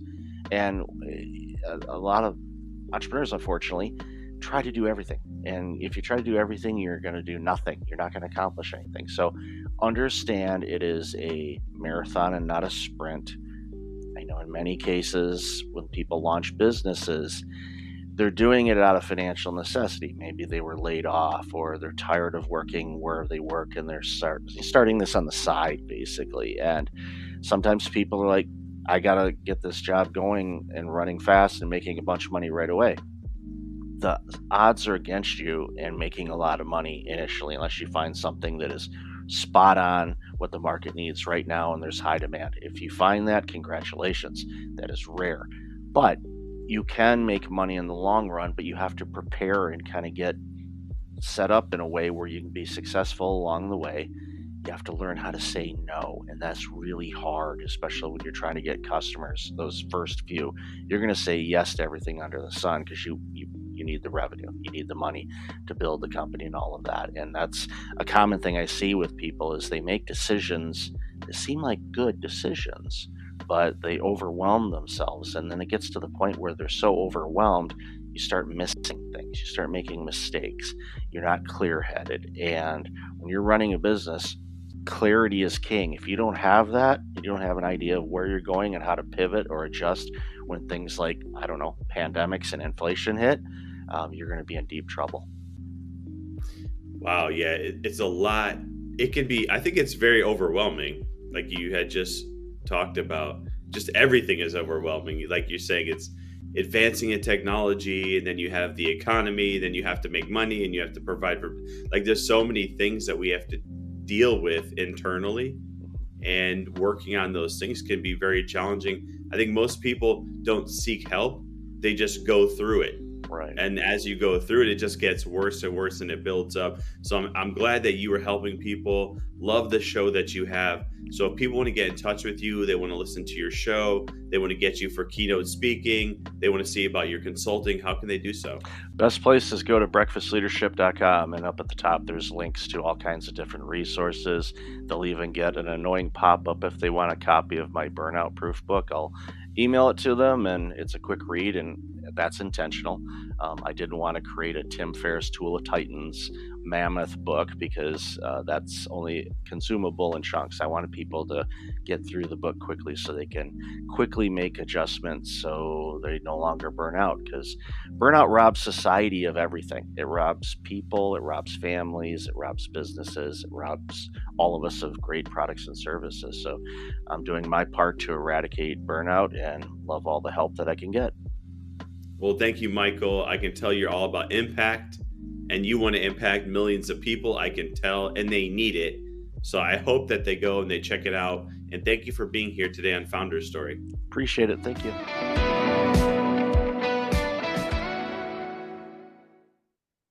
Welcome back. I've got Chuck Wackendorfer on the line. Chuck, how are you?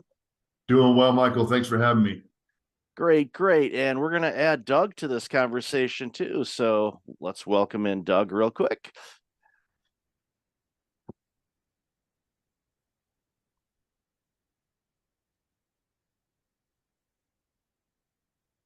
Hello, Doug. Welcome to the show. Hey, thank you. Sorry. Glad to be here. Hello, everybody. Hello, great. We just started, so perfect timing to jump into the show. So, Doug Lennox and Chuck, why don't you introduce yourselves, and then we'll dive into this conversation about this great new book you've released. Sure. My name's Chuck Wackendorfer. Doug and I are partners in a business called Think to Perform.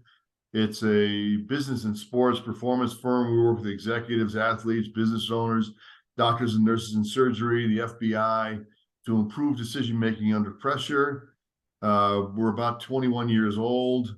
And then he and I authored a book that we'll be talking about here today called Don't Wait for Somebody Else to Fix It. It was published April 4th by Wiley. Yep, and I'm Doug Lennox, and I, as Chuck mentioned, we've been in business together. We started Think to Perform as a 21-year-old company, and prior to us joining this company, forming this company, both of us had careers in the financial services industry. So we have executive life in financial services for what that's worth.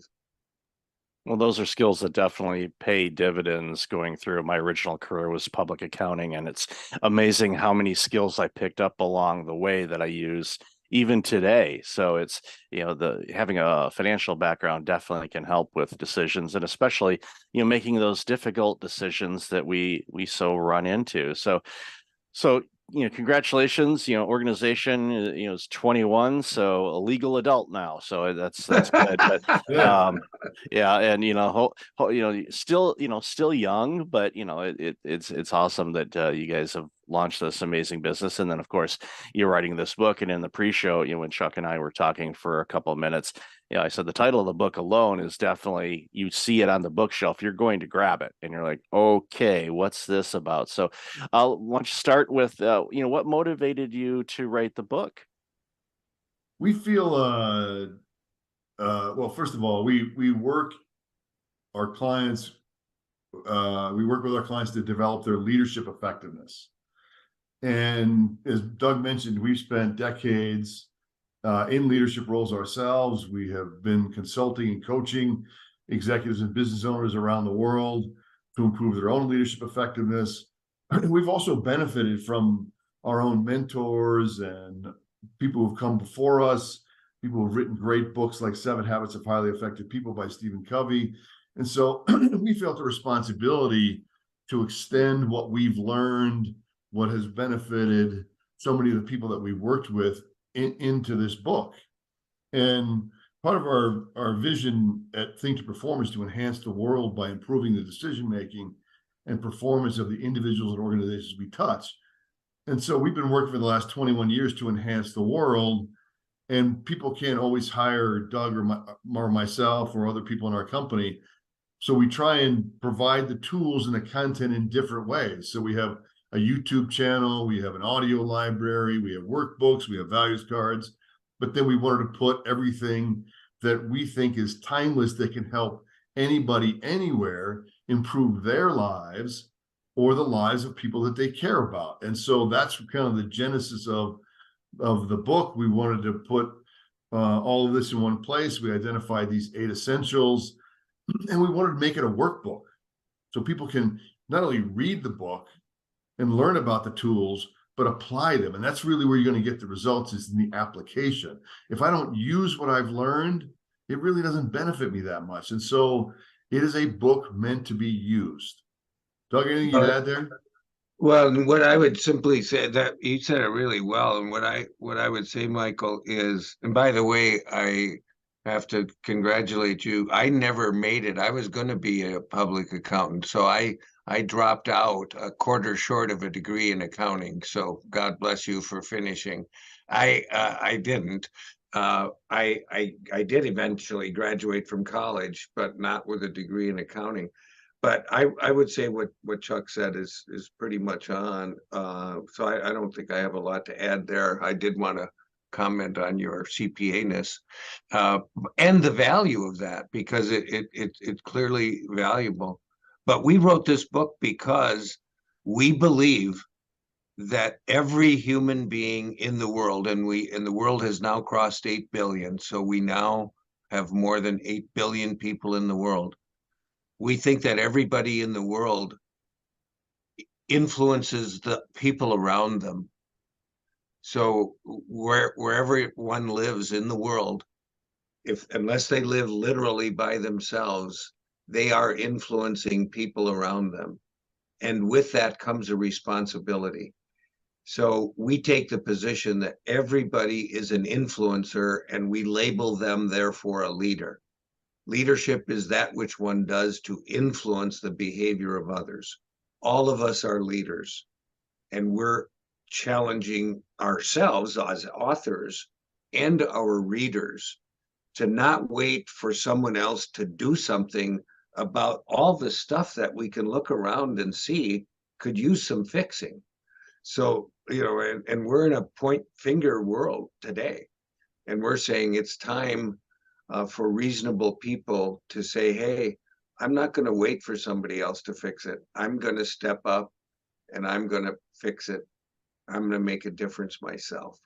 And that's why the book is meant to be a workbook. Anybody should be able to open literally any page of the book. You can go to any page and find something.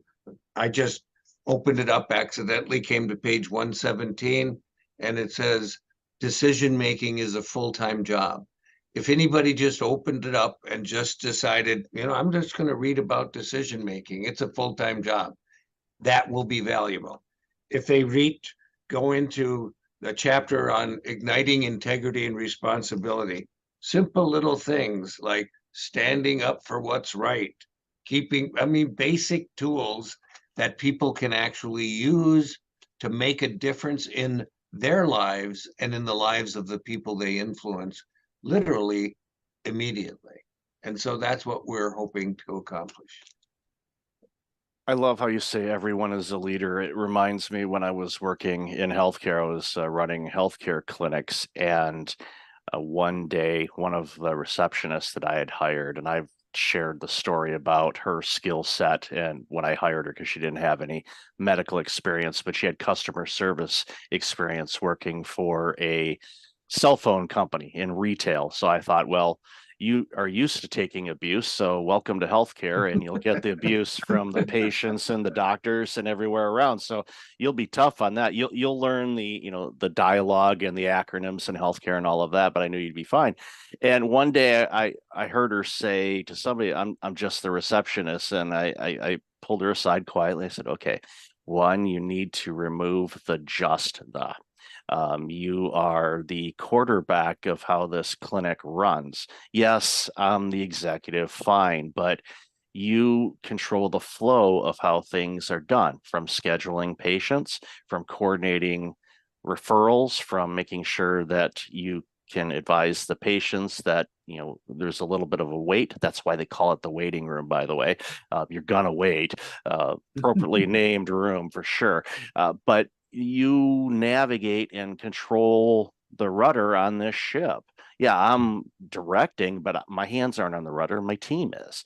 And I said, so don't undersell yourself on this. You are critically important to this organization. And she just got big-eyed and, you know, it was all gleaming and stuff because it was a different perspective for her. She thought, well, I'm just a receptionist. Oh, no, no, no, no, no. You are critically important to this organization, and without you, it would just be nonstop chaos. So reminding people of that they are the leader, and giving them hopefully the autonomy to be able to notice things and do something about it instead of waiting for the boss or the boss's boss to give approval on it. It's easier to ask. I heard this a quote from somebody in the Ontario government in Canada, because I used to do work with them as well. And you know, one of the phrases in when they're working with, you know, healthcare and all that kind of stuff, was that it's easier to ask for forgiveness than permission. And I kind of said that to them. I said, I'd much rather you try something and maybe be wrong than to just stay frozen and not try to fix anything at all. So, you know, I love that you guys talk about that. And that's, you know, kind of the basis of the book. So when compiling this book, and obviously it takes a lot of time, but you obviously utilized all your experiences that you've gained throughout your career and poured it into this workbook. And I like how you frame that too, is a workbook, because I'm with you. You know, I pick up a book and I'm reading it and all of that. If it's a physical book, then yeah, I'm either taking notes, or if it's a book that I'm going to keep and not, you know, resell to somebody or loan to somebody, you know, I don't try to highlight it. But if it's a book I know, it's like I'm keeping this book forever, then yeah, it's going to be dog-eared. There's going to be little notes on it and all that kind of stuff. But if it's a digital book, it's the same thing. You can highlight it. But what's important is, okay, you read this thing. What are you going to apply from it? Well, Otherwise, if you don't, then you might as well just stick to fiction, because you're not going to apply anything other than be entertained. So I'd love to hear your thoughts on that. And that's the point that Doug was making earlier, is you don't have to use all these 8 essentials to see an impact in your life. But if you use something from the book, anything in the book, it will begin to make an impact in your life. And we have this leadership logic chain, which is, if I want to be more effective with other people, it begins with me doing a better job of managing myself. And by the way, managing my own behavior is the only person's behavior I can control is my own. Managing my own behavior involves me making better decisions. And we make about 35,000 decisions a day. Most of them we don't think about. So how I take my coffee in the morning, brushing our teeth, getting dressed, those are all decisions we make every single day that we don't give much thought about. And I don't have to make all 35,000 better, but if I made 1 or 2 better choices a day, you're talking about 4, 5, 600 better decisions a year. And that impact will take your life or your business, your family, your community in a very different direction. Making better decisions is grounded in self-awareness. So it's me paying attention to myself, my behavior. What am I thinking? What am I feeling? What am I doing? Has a big impact on how I influence other people. So it's almost counterintuitive that for me to build a better relationship with you, the person I have to pay the most attention to is me. And the thing about self-awareness is none of us is 100% self-aware 100% of the time. And so we talk about in the book how to improve self-awareness. So knowing my real self involves me paying attention to myself more often. And we talk about an exercise called the freeze. The freeze is, what am I thinking? How am I feeling? What am I doing? And sometimes what I notice is I'm not paying attention. I'm watching TV or I'm reading a book and I read 10 pages. I have no idea what I read. That's me not paying attention to myself. Well, if I notice I'm not paying attention, Then the last question is, could I be doing something different? Should I go put the book down and do something else, or should I pay attention to what I'm reading? But that requires the self-awareness to make that decision. Yeah, and so the bottoms up, if you take that logic chain, we go bottoms up, it's self-awareness first. And, which is problematic because it's, we jokingly say, but it's funny because it's true. People who lack self-awareness, of course, don't know, because if they knew, then they would be self-aware. So it's very problematic. And so most people overestimate their level of self-awareness. And Chuck said it really well. We read a book, we read a number of pages, and then we go, oh, what did I read? We didn't realize we were reading to ourselves and not paying attention. And so this freeze game is designed to help people make paying attention to themselves a habit. And anybody, by the way, we give freeze reminders. Thousands of them go out every day. They're free. They're just little notes that we go out, a little deal, ping somebody on their email or their text, and it asks them the question: what are you thinking? How are you feeling? What are you doing? Don't judge yourself, just learn to pay attention. What will happen is the process of paying attention to yourself will result in you improving on those 35,000 decisions you make every day. You'll start making a couple of them better. You don't have to make 35,000 better. But if I pay attention to what I'm thinking and what I'm doing, and I keep asking myself, could I be doing something better? You're going to make a couple of better choices. And as a result of that, your life is going to be more fulfilled. And you will experience the joy that comes with that. There's a psychic reward. So this is an intrinsic, extrinsic kind of a experience that one gets to have. So it almost sounds too good to be true. So I want to caution people, it is true, it is simple, and it is hard. True, simple, and hard. Simple and easy are not synonyms. It's hard to develop good habits, but then once they're habits. It then becomes hard to break them. And so that's what we're trying to do, is help people develop good habits to improve their lives so that they in turn can have great relationships with everybody in their life. So it's self-awareness first, it's decision-making after that. So now that I'm self-aware, I can make some of those decisions better. And when I'm making those decisions better, I'm managing myself better. And when I'm managing myself better, I'm relating to other people better. I'm leading, I'm influencing. Everything is better. So that's the whole chain. And I appreciate, Chuck, that you brought that up. I think that's an important point for our listeners. Yeah, it's really important, and it reminds me of one of the many things that Jim Rohn said. Things like this.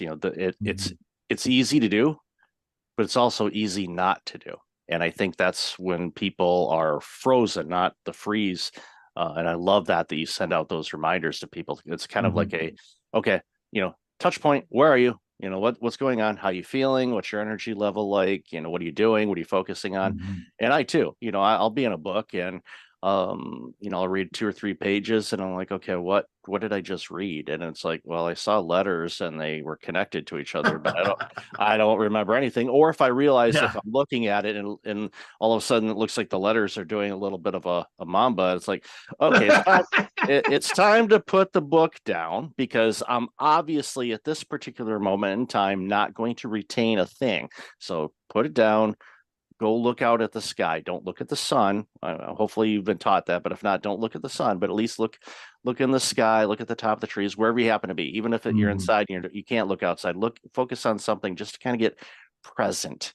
And then you can go back to it, or you do something else. That's where your daily to-do list comes in, where you get to check off a couple things, and that in itself is a motivating and discipline factor. It's like, okay, I'm going to work on this. And, like Brian Tracy tells us, like, eat that frog first. It's like, okay, sometimes there are things you want to get done. And I don't want to say 100% of the time, but it's a high percentage for me. If there's something on my to-do list and I'm like, I don't want to do that, I'll wake up the next day and say, I'm doing that. And I get it done. And of course, I get it done quicker than I thought it would take because I focused and disciplined myself to get it done. And all of a sudden, you're like, you feel this resilience and energy boost of, wow, that was good. I feel good about that. Okay, what's next? And you want to take on the world. And, it's again, just keeping things in check. But once you start improving your self-awareness, and I love how you guys have said this, a couple better decisions a day. That's, over 700 Mm-hmm. best or better Yeah, decisions. right. Anybody does that, anybody, their life will be improved, guaranteed, if you make better decisions, because that, again, that creates opportunity, clarity. I'm a huge fan of clarity because when you have clarity and you can see things, you're going to make better decisions. And from there, it's just going to improve where you work, your life, relationships, everything. Absolutely. Yeah, we were talking about this earlier, Doug and I, in an earlier session today. My life today is a product of the decisions I made yesterday. If I want my life to be different tomorrow, it begins with me making better choices today. And we have what's called a 3-bucket theory. Everything in life falls into one of 3 buckets. Bucket number 1 is what I can control. And there's only one thing in that bucket, and that's my behavior. It's my decision making. Bucket number 2 is what I can influence.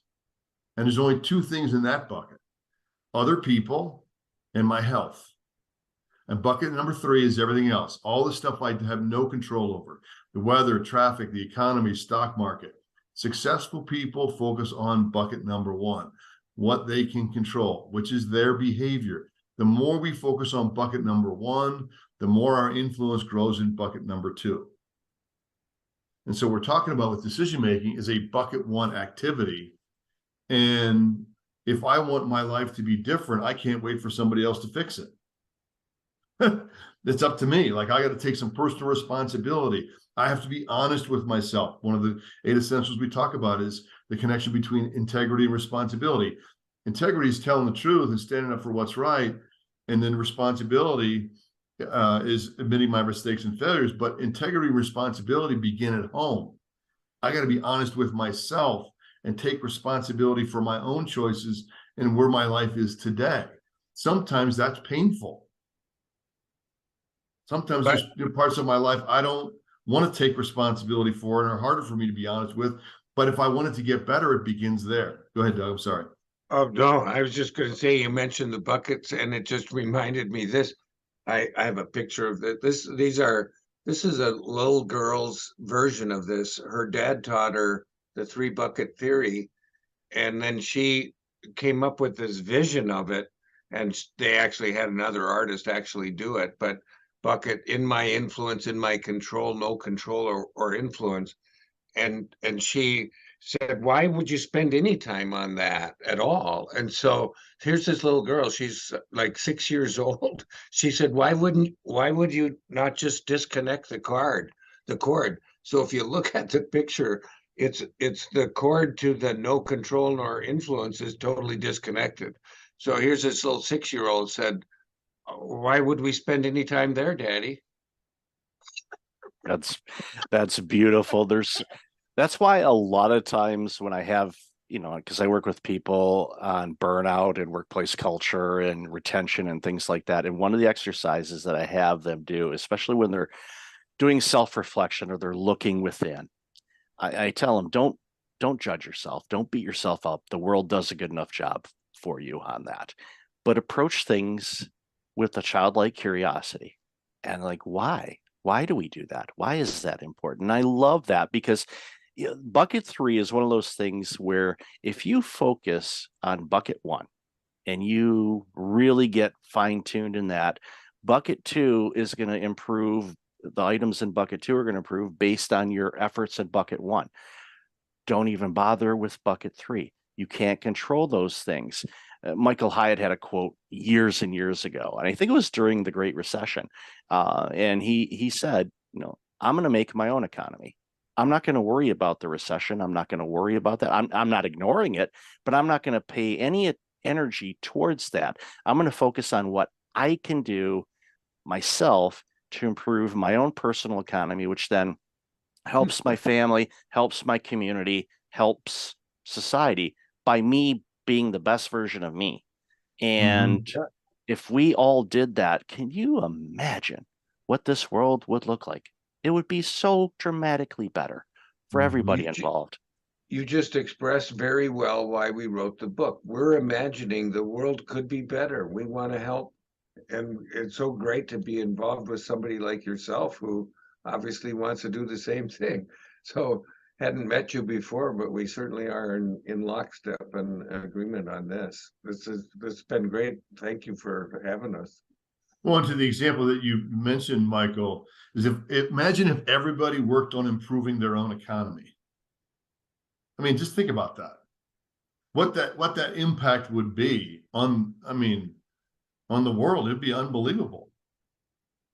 And I think that's really what we're trying to, point people's attention to, is focus on what you can control. And these 8 essentials are things that you can control, and they will have a big impact on your life and those that you care about. Well, and one of the things you were talking about, Michael, as you were talking about being curious, in our the chapter on letting go of what you know, it's all about curiosity. See, what happens is a lot of times as we get older, we tend to lock in on what it is we just don't want to know anymore. We just want to say I'm done learning. I got it. I just want everybody to agree with me. Let's stop, but the reality is if we can maintain that childlike curiosity, because what we will discover, the more we learn, the more we will know we don't know. And so we got to let go of what we know so that we have the opportunity to learn what could help us go to the next level. Human nature is such that we are relentless in our effort to progress. The human nature is such that we will always see problem and opportunity in our circumstance. So we cannot stop, luckily, the advancement of humanity. But each of us can contribute to a healthy advancement. And today we need that, especially today, as artificial intelligence rises in its applications. It's real important that human intelligence kind of lead the way.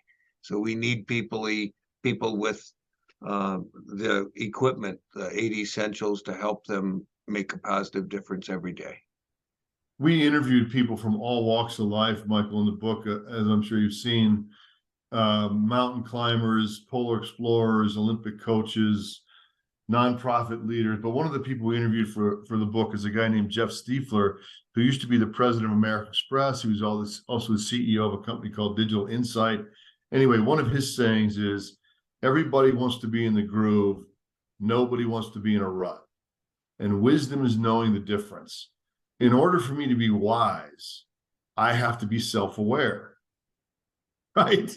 I have to be able to examine myself and go, am I in a groove or am I in a rut? Is this taking me to my life where I want it to go? Am I taking responsibility for those choices? That enables me to be wise, but I can't be wise unless I'm self-aware. It's so important. And I love that quote. It's definitely something that I will, add to my repertoire as well. And in closing, before, I have share where people can find you in the book, when we were talking about artificial intelligence, for some reason, this quote came in mind, and this is an old quote. It's from John Dvorak. He's, a tech writer. I'm assuming he's still writing, because I don't usually read the tech magazines as much as I did when I was younger, but he had a quote when AI was first starting to be bounced around, even, a couple decades ago. He says, yeah, this AI stuff is great, but I'm still holding out for artificial common sense. But we're still waiting, John. We're still waiting. Mark Twain says the only problem with common sense is it's not very common.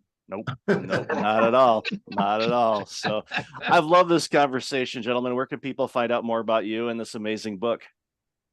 The book itself, you can get anywhere, Barnes and Noble, Amazon.com, Porchlight Books. It's available. Our website is perform, all one word, thinktoperform.com. You can buy it there. You can also go to the website and do our values exercise for free. Get a virtual card deck. You can follow Doug and I on LinkedIn, on X. What else am I missing, Doug? Yeah, you caught X. I was like, wow, I'm still tweeting, and you're actually you're cutting edge. The other thing is Doug's going to be giving a speech in Barcelona for the consortium on research for emotional consortium for research on emotional intelligence in organizations, on the impact of moral intelligence and emotional intelligence as it compares to AI. You mentioned AI, Michael. And then I've got a TED Talk coming up October 7th in Montreal. So you'll be able to catch some of that, either one of those places, if you don't buy the book. That's awesome. Yeah. And I'll definitely have all that in the show notes. So really appreciate both of you. Thank you again so much for your time today. Really appreciate this amazing work, and keep at it. The world needs you too. So thank you so much for your time today. Really appreciate it. Thank you, pleasure, Michael. Thanks for having us. Welcome back. I've got Erica Ziegelman on the line. Erica, how have you been? Hi, I've been all right. I'm so glad to be here. Thanks for having me, Mike. Been looking forward to this conversation for quite a bit. So, we interacted on a, I forget what platform it was, but Club. Oh, that's right, Lunch Club. That's right, and realized, both have San Diego ties and all of that, but we're not originally from that area. So, why don't you share a little bit about you, and then we'll dive into the conversation. Yeah. So my name is Erica Ziegelman. I'm an integrative leadership coach and a former media executive, worked in advertising for agencies, startups, tech companies for about 15 years before having my own journey with burnout there and back a couple of times, and then decided to educate myself and acquired a new toolkit of skills. And now I support leaders who are in corporate so that they can tend to themselves and be more conscious leaders and avoid burnout. So we clearly had a lot to geek out on together. Oh, absolutely. And one of the things that always comes to mind too, when I think about people that are working in the corporate space that are dealing with burnout and all of that, there's many of us that have left corporate, quote unquote, and went on our own or doing something else, maybe a nonprofit or who knows.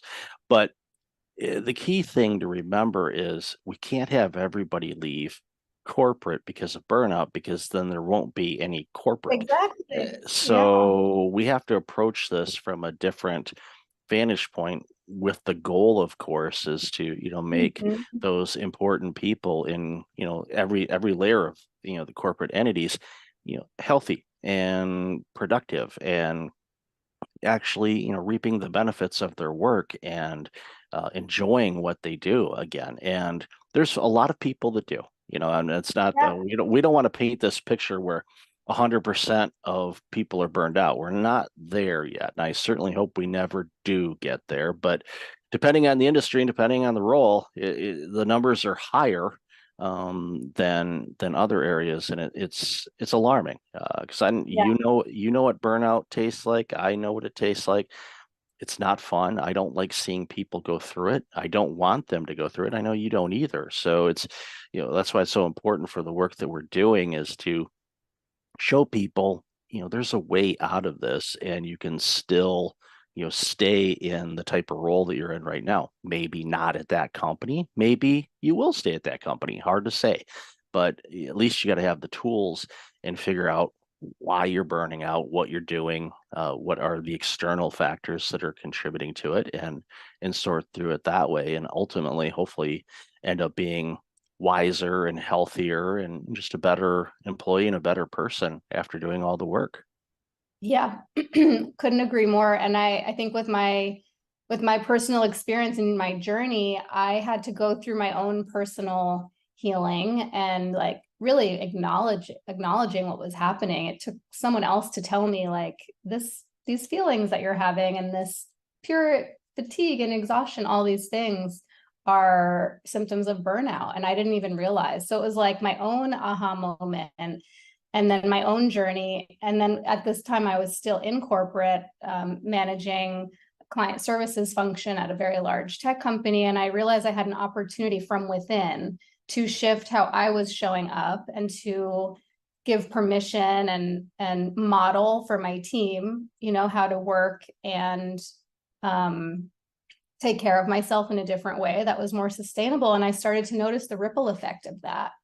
And ultimately, I decided to remove myself from the corporate environment, but I reach back in now from, you know, with an outside perspective to help educate and uplift and transform those leaders so that they can have a ripple effect. And that's really where I see the impact. You know, when we start with the leaders, they are modeling it for the generations, the rising leaders that will follow them. And we can have that be a toxic model, or we can have it be a healthy, sustainable model.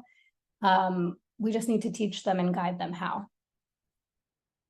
And that's the key thing, is just teaching them, because the way that they learned was probably a combination of the leaders or executives that they've worked with in the past, and they Exactly. kind of borrowed some habits, some good, some maybe not so good, and that's just how they do it, and they can't approach things in a different way. And having somebody like yourself that has obviously the corporate background, you know, they'll listen to you because you've been in the trenches. You know what it's like, and you can say, yeah, there's this and this, so here's a different way to approach it. And if you do this, then you will get better performance out of yourself, and you'll get better performance out of your team because they're mimicking you. And you know, that's the thing that a lot of executives don't really notice, is that their team is behaving the way that their executive is. So if they're working 18-hour days, sending emails, you know, 11 p.m. on a Saturday night and doing all this work,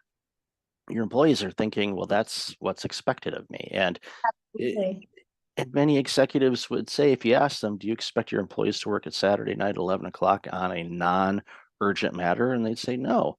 So, well, you're sending them emails, and Right. Yeah. they think that you need to respond that. Now, you know, they're out, you know, they might be at the club or out to dinner or a concert or something like that. And all of a sudden they get this Slack message of, need to update this presentation. And all of a sudden that's the only thing that's on that employee's mind right now. It could be completely removed from wherever they're at. And it's like I always tell people, it's like, as hard as it is, like just put your phone on do not disturb, or I know it does have an off button. I found that on my iBinky not too long ago. I'm like, this thing turns off? Wow, I didn't know that. I knew it'd die if it ran out of battery, but you could actually choose to shut this thing off. Wow. That must have been a new feature. I don't remember that before, but I'm kidding. But most people won't. Exactly. And the percentage of time, I mean, depends on the industry and the field that you're in. If you're in healthcare, this might be very different than you work in media, but it's very rarely a true emergency, right? A true business emergency that needs to be attended to in that minute. But like you said, it hijacks your attention. So even if there's nothing you can do about it, or it's not necessary for you to take an action, you're now taken out of the present moment and having a parallel experience to what you're actually doing, and which also means that we don't have that time to recover. So I think staying in that constant state of vigilance and like always waiting for that next Slack to come in or email to come in, or, you know, urgent request from your boss or your client, like keeps us in this elevated, activated state with adrenaline and cortisol constantly running. And then when you have time off, you can't really unplug. We're like addicted to that. So I know I'm preaching to the choir, but you know, that's what happens. And if leaders aren't aware that they're contributing to that, you know, that's a huge opportunity to inform them and to shift these behaviors from the top down. Yeah, I'll give you an example of that. I called it, I actually published an article not too long ago on my blog about addiction to email, basically. And what I purposely did, not with your email, but with most of the emails that I get, I set up a separate email account if it's a newsletter or it's a lead magnet or something like that. So I have everything driven to that email address. So that way it kind of keeps my business email account relatively clean, other than just business inquiries and client work and things like that. So the other day I went to log in at the other email, and there were 60 new emails that came in that morning. And I thought, okay, this is way too much. It's like, and I'm not saying that those I signed up for them. They weren't just like spam, they showed up. No, these are separate emails that I had signed up for with all great content. But the problem is, if you spend all your time looking at those 60 emails and all the messages, and again, all of them were rock solid good, it takes you away from what you should be working on. Pick 2 or 3 things that are your most important things to do that's going to move your business, your career, whatever forward. If it meets the criteria of those 3, then by all means, sign up for it, read the email, but apply it. Do something with it, make a note of it or apply it. Otherwise, you're basically reading the newspaper. And it's, again, not knocking anybody that has, I sent out emails too, but what I ended up doing is like, you know what, this is too distracting to me. So I had a choice, either delete the email account or just unsubscribe. And I went through and just unsubscribed pretty much all of them. And if anybody's listening and you got my unsubscribe, it's nothing personal. It's just it was taking too much time away. So now my inbox, it's a lot, a lot less emails are coming in. It's business specific mostly and all of that. So I'm finding that, thing you just talked about. It's like, wait a minute, I didn't get a message. Oh, gotta go check my message. Gotta go check my. So it's something that I found myself guilty of, and I talk about it too. It's like, come on, my brother gave me the phone nickname of iBinky because I was always on it like a baby with a pacifier. Yeah. I'm sure Apple has that trademarked. If they don't, they should. Or somebody else can do it and then make a few $1 million off of Apple. You get royalties, yeah. They have it. But they would probably win in court because it's so close, and Apple has more legal power than most of us do if we all combine our money together. But Fair. another story for another day.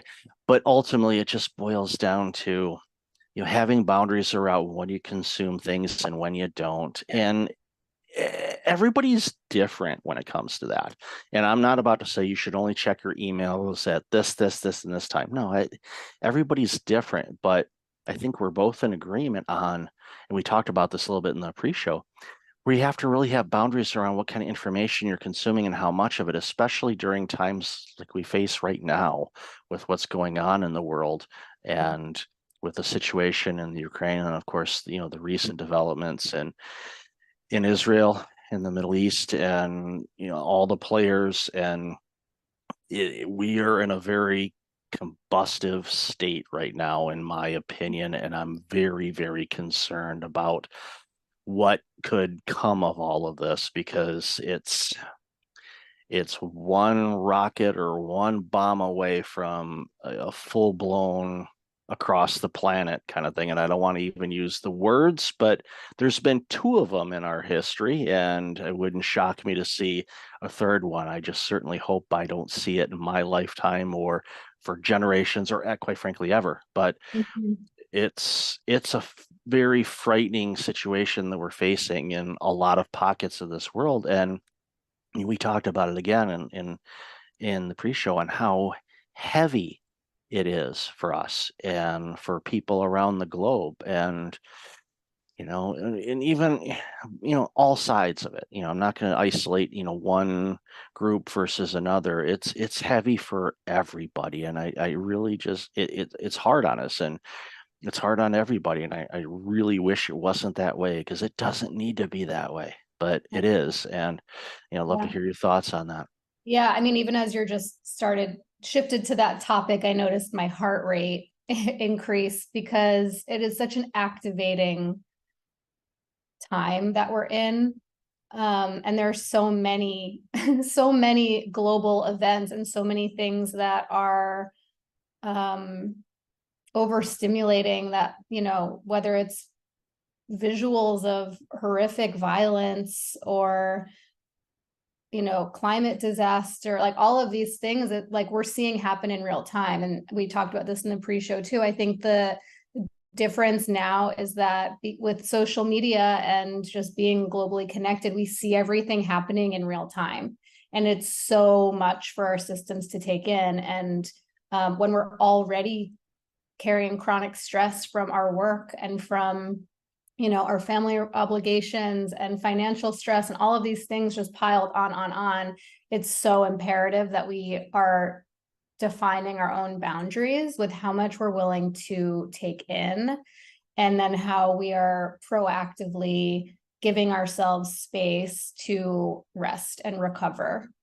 And really, like let us down regulate our nervous system response, because staying in this constantly activated state is a surefire, like fast track to burnout.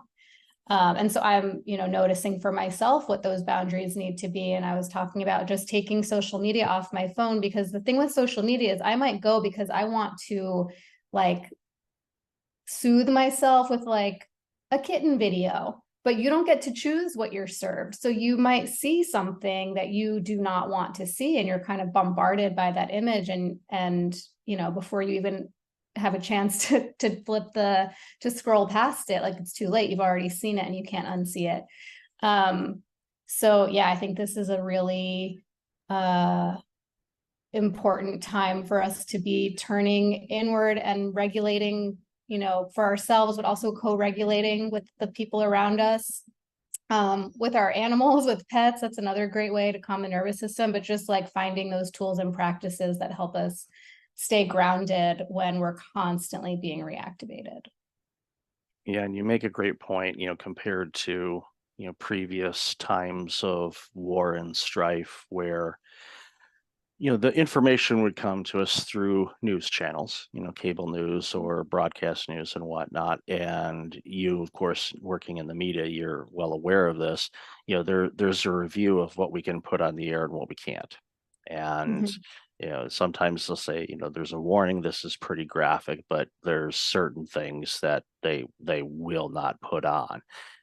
The thing with TikTok or Instagram or any other service where you can actually go live and show exactly what's going on in the world, not just from your balcony in Tel Aviv and seeing things, bombs and all of that, but even the people that are taking hostages and some of the things that we've been, I thankfully have somehow avoided seeing most of that, because I just, but you hit it right on the head.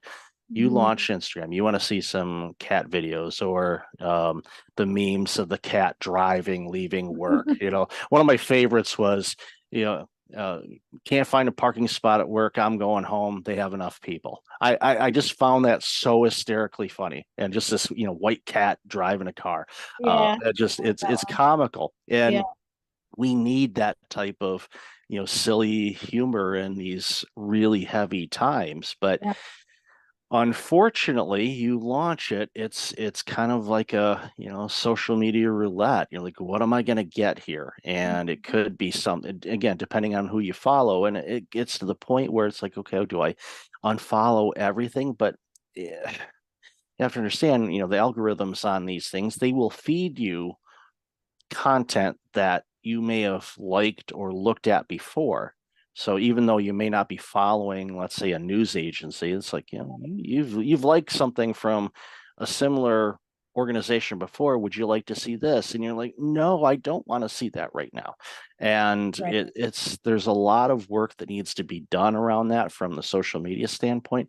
I am not one for censorship. But there has to be some humanity, and we're not going to show graphic things that are going to be harming to the psyche of people that could consume it. I mean, you could 100%.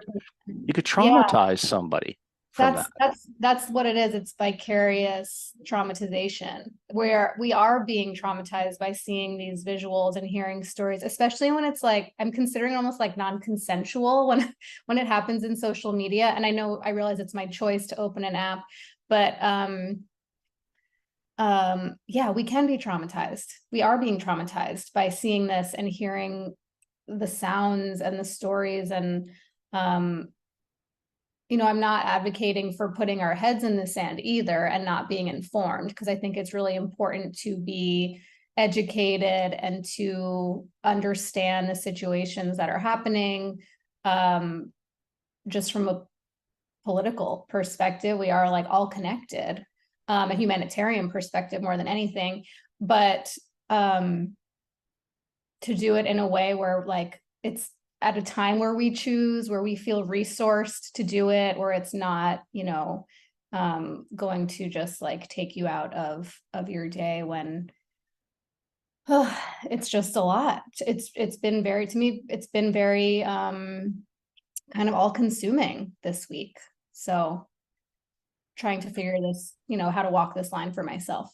Yeah, and it's one size doesn't fit all. Right. It's what I do myself when times are challenging or down, or dealing with a bit of depression or anxiety or anything like that, is it just like, okay, let's get back to the basics. Okay, let's whatever kind of brings you more of a relaxed or happy state. Could be meditation, could be listening to just different sounds, brown noise, your favorite music, going for a drive and going back to your favorite coffee shop that is nearby. If you live across country, that's going to be a long drive, but you can find something local. Apparently there's coffee and tea shops in San Diego. I've heard a rumor. I don't bother with the frequent cards, because I'd have to have like 2 wallets just for all of those things. So it's just not, it's like, that's okay. I'll let somebody else get a discount.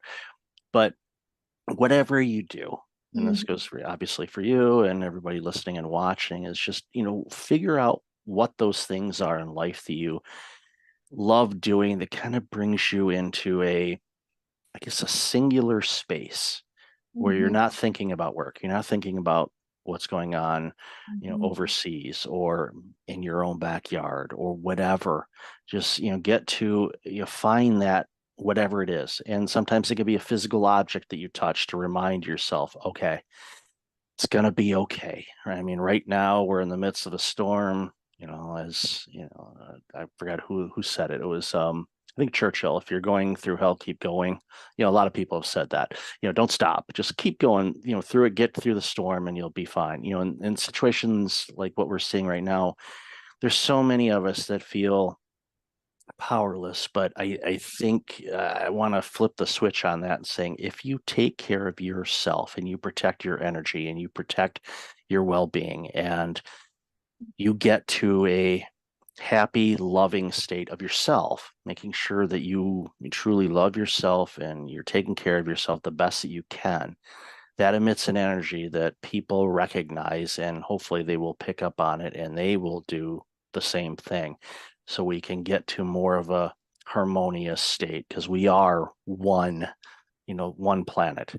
Yes, there's these borders that were man-made, and a variety of other factors involved. I don't want to simplify things. It's complex, especially, since, some of these battles and things like that have been going on for a very, very long time. And it's to the point where I often say, do they even remember what they're fighting about?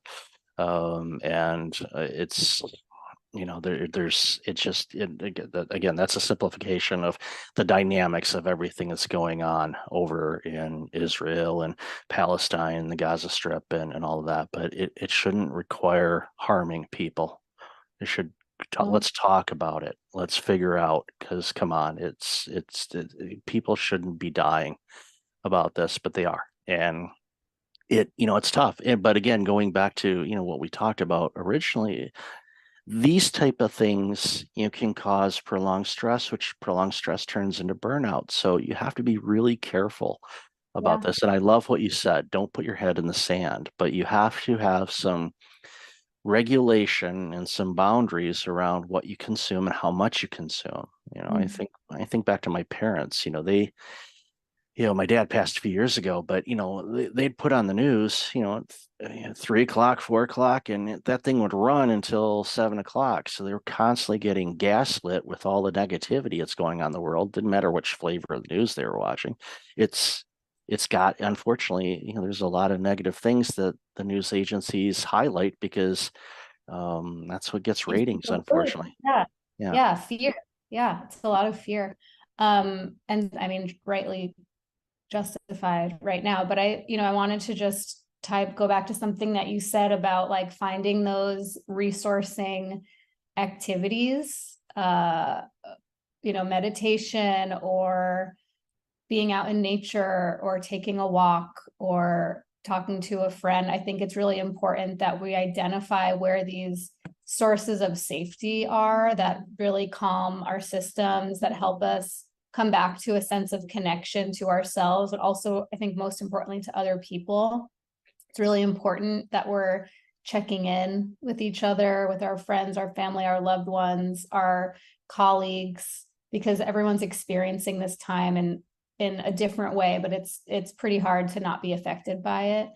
And so I think, just being really mindful of like, we're having our own personal experiences, but the people around us are as well. And so we have an opportunity to, as we've been talking about, like set an example of how to stay connected and how to stay present and how to take care of ourselves and each other. And that can look differently for everyone, but it's really whatever makes you feel safe and calm and connected, I would say, are like really the three main things. And that applies to working in corporate as well. Yes. Yeah. We talked about a lot of, real life, real heavy stuff here, but it's kind of going back to what I said a moment ago. It's like sometimes you just go back to the basics, start at okay, let's start clean slate. Don't throw everything out, but just like, okay, we're gonna go in a different room that isn't used. Okay, let's kind of map this out. Let's start here and add the things we need to. It's kind of like the junk drawer in a way. That's probably not a great analogy, but we all have those, where there's a box or a drawer that's just filled with, I'll save this for later kind of thing. And you look at it and it's just like, what in the world? I don't even know what this thing is. Yeah. But eventually it's good to kind of clear that out, start with a fresh slate, and you find things, I've been looking for that, or I don't need that anymore. And then a week later you realize, oh yeah, you did. But you can order it online anymore. That's, life is easier now when it comes to things like that. Yeah, well, they'll sell you that little handle for your bread maker. What's that? We don't need this. Oops. Yeah, guess we can't make bread now. But at the end of the day, it's just a reminder for all of us we have to take care of ourselves before we can take care of anybody else. And when we do that, and we find, and it takes time, because especially when, and this, when people are burned out, they've kind of forgotten how to take care of themselves. And getting back to the basics of like, okay, what does taking care of yourself look like? Describe that and give them the permission to do that again. Let's just start one little step at a time. And when you do that, and it becomes a habit, and it sticks around, then you start seeing other areas of your life improve. And then from there, all of a sudden you're like, wow, you know what? Yeah, the stress from work is still there, but it's not impacting me the same way anymore. And I'm clearer now on what I need to do and what I don't. And it turns around leaders, which turns around teams, which turns around groups and companies. And it's so simple to do, but it's really hard for people to do. And I think that's where we come in and we say, look, you can do this. You just got to approach it, a little bit differently than you have in the past. And you'll see big returns just by getting real crystal clear on what you want to do and what you don't. Exactly. So well said. I think, I've found that often the people who experience burnout are the ones who consider themselves to be helpers and to have really big hearts and to want to make sure that everyone else is taken care of. Right. So as a leader, you put your team first, you put the business first, you put your clients first, and then you put your family and your friends first. And like, but before you know it, we have finite time, energy, and resources, and we ourselves are at the bottom of the list, and then we run out of juice to serve anybody else. So yeah, this isn't about like us doing anything wrong, but it's about turning some of that love and care and tending towards ourselves first, so that we can then continue to serve, right? To do it in a sustainable way, and continue to take care of our people. Yeah, I identify as a reformed people pleaser. Yeah, same. There's a book, you're probably familiar with it. If not, definitely pick it up. It's called Disease to Please. It was by Harriet Breaker. It came out in 2000, I believe. And every couple years, it's my holiday present to myself to read that book again. It's got 21 days of exercises in it. It identifies all types of people pleasing. I thought I was a certain type of people pleaser, but after reading the book, I realized I was something else. And it was an aha moment for me when I finished that book, and it alarmed me on, and it also gave me insights as to why, one of the components why I burned out, because I was putting everybody else before me. I was like, I wouldn't delegate because they got too much work to do. I'll just go ahead and do Right. it. And Yeah. yeah, so if you don't take care of yourself first, you're not going to take care of anybody. So, and when you do take care of people, they're getting a much better version of you. And that's one of those hurdles that a lot of people have to get over. Once they figure that out, they go, wow, I'm actually the best I can be. So I can be the best when I do give. So it's, and Yeah, that's the thing. I'll, It's also modeling how to take care of ourselves. Like when, we sometimes we think, oh, I need to demonstrate to my team how to work hard and how to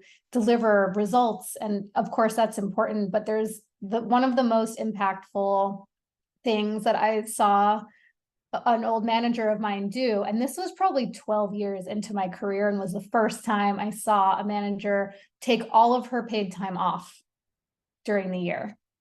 Didn't roll over days. She used all of her time. She went to every one of her kids' recitals and school conferences, and she showed up for her personal life in a way I had never seen modeled before.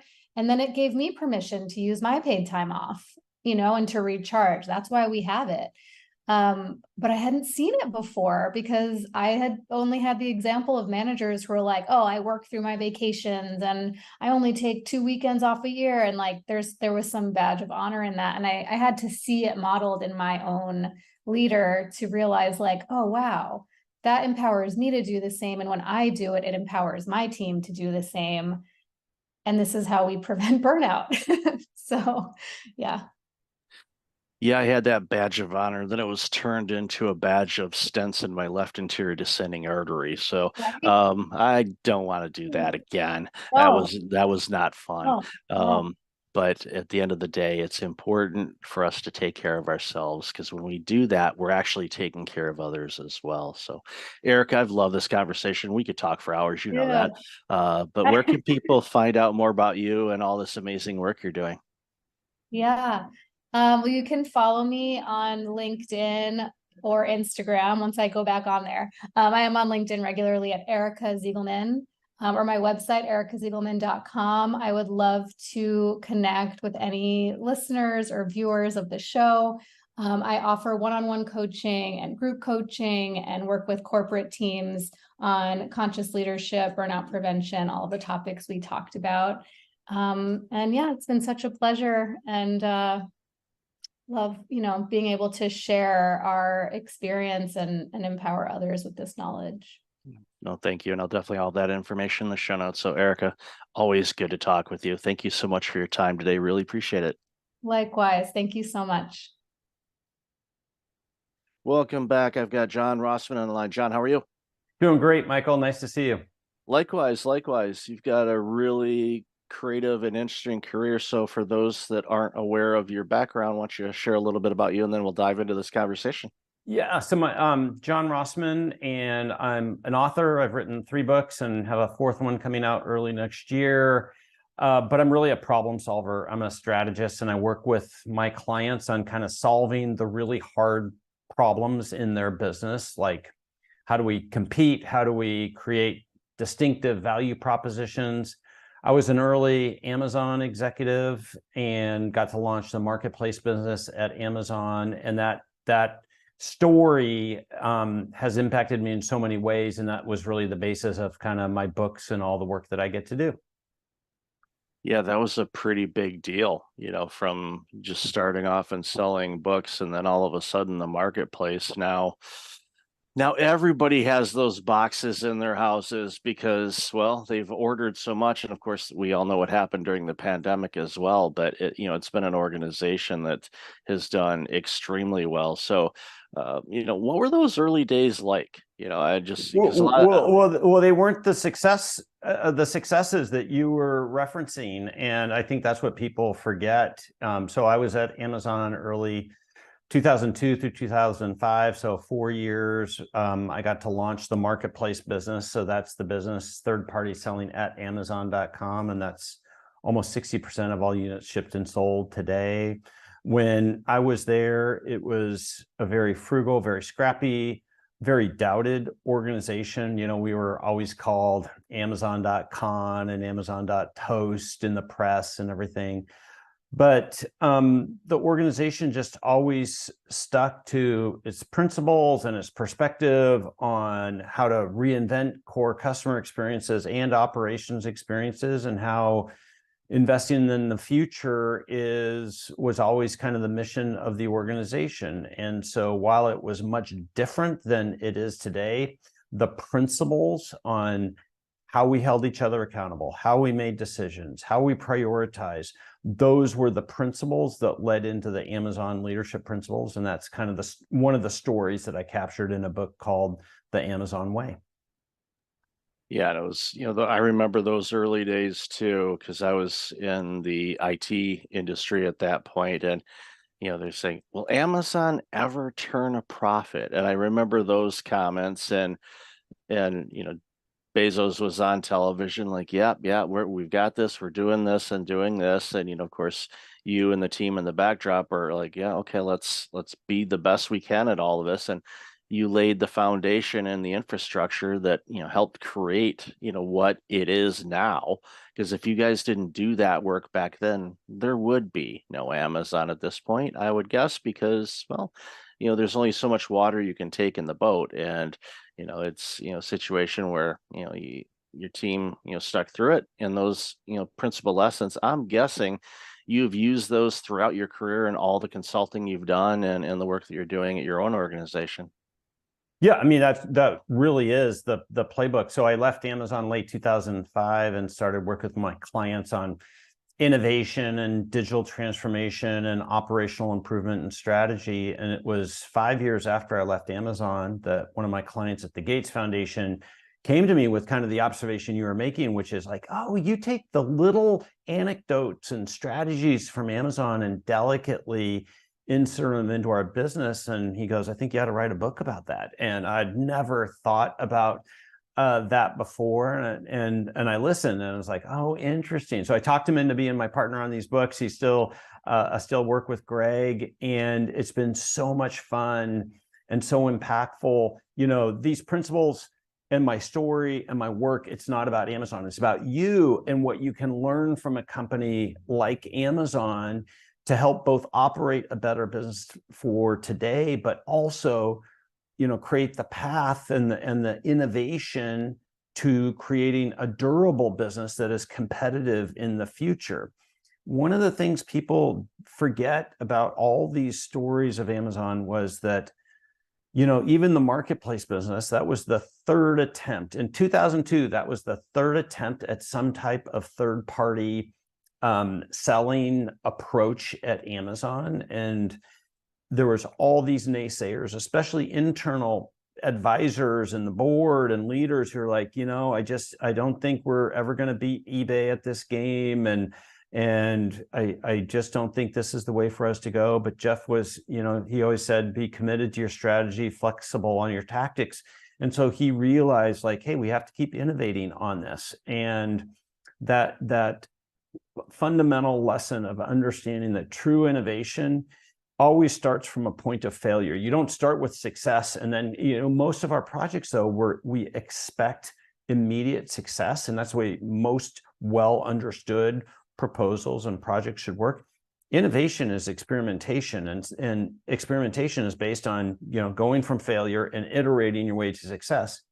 So the key to that is, how do you do it in as cheap and fast and efficient approach as possible so that you can afford those iterations? And that's really the core work that I do with my clients and advise executives on kind of both their individual role in that, as well as the processes and the approaches that need to go into organizations.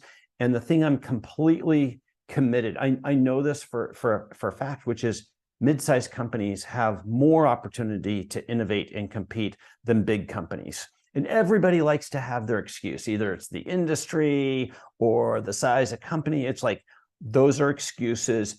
Everybody can innovate. And it really is just figuring out what your playbook is. And that's what I work with my clients on, is building their playbook and their leadership model for how they innovate.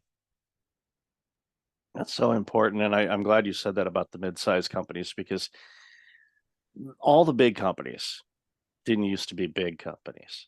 They were all really small. And I'm often reminded of the fail fast type of mentality. It's like, when you're trying something, you're doing something, innovating, experimenting, things like that, find those failures, because then that way you're just narrowing down to the point where you'll find the right formula or ingredients or the right setup or the right components to a marketplace to be able to take on and blow past eBay and everybody else, for that matter, where people just naturally gravitate and go, and it's almost like it's a verb, to the point.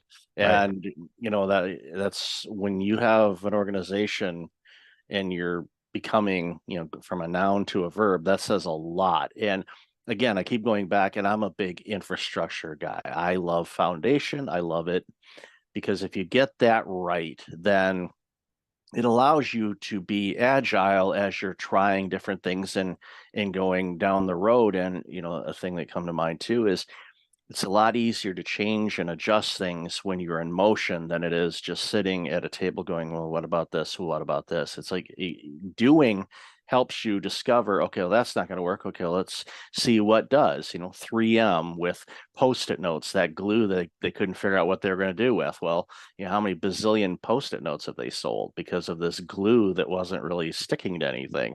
And like, what do we do with this? Oh, let's make these little notes. And well, every office has them. So it's just, that's, one of those things, are like, those side effects sometimes can create other opportunities as well.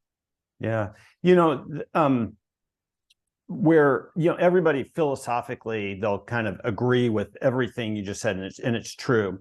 But then it's like, well, how do we do that? Right. And that's where I try to really fill in with some mechanisms. One of the underlying secrets from Amazon is this approach of writing. And so by writing out in narratives, in a term called a future press release, and FAQs, frequently asked questions, and debating those, like, we have a concept, forcing yourself to write those things out and then debate them. That's the cheapest and best way to experiment. So that's how we afford experiments, is by being disciplined enough to actually write them out. PowerPoint or just talking about things is not refined enough for the subtle differences of, what your new product, what your new service, what your new improvement might be. And so if you can pick up these habits of writing out these concepts, it's an absolute superpower, and it scales. You can do it as an individual. I do it in my own business. You can do it as a team. You can do it as an enterprise. You can do it just part of the time. But that's the type of mechanism that helps reinforce the important concepts you're talking about, of like, hey, we need to iterate. We need to try new things. They aren't going to work. Yes. And here's how we can actually go about doing that in a fast, affordable, repetitive manner that improves not just the idea, but how we approach those ideas. And the how is where the fun stuff happens, because you can kind of get the foundation, and like you said, the philosophical ways of doing things, but it's that action and implementation. Okay, what tools do we need to do this? And, with your background and all the experiences that you've had over your career so far, there's so many things you can pull from. And, what I tell people and the work that I do in consulting and burnout prevention and all of that stuff, there's things that I bring to the table. Could have been from my accounting degree, it could have been from Right. IT, it could have been from healthcare, it could have been for nonprofit, it could be in speaking. It just, they're just there. I don't think, okay, I'm going to use that tool that I picked up in 1993 when I was working for that CPF. I don't remember where I picked it up, but it's something that's just there. And you know it with the expertise based on all the ingredients that you're exposed to when you're working with a customer or a client and figuring out, okay, how do they break through this particular barrier that they're stuck on? And it could be something major that's involving all kinds of different things, or it could be something as simple as they've grown and now they want to get to that next level, but they're not sure how to do it. And that's where your expertise really comes through. Well, I think that's, how advisors really add to their clients is by bringing a different perspective. And, you're the client 90% of the time is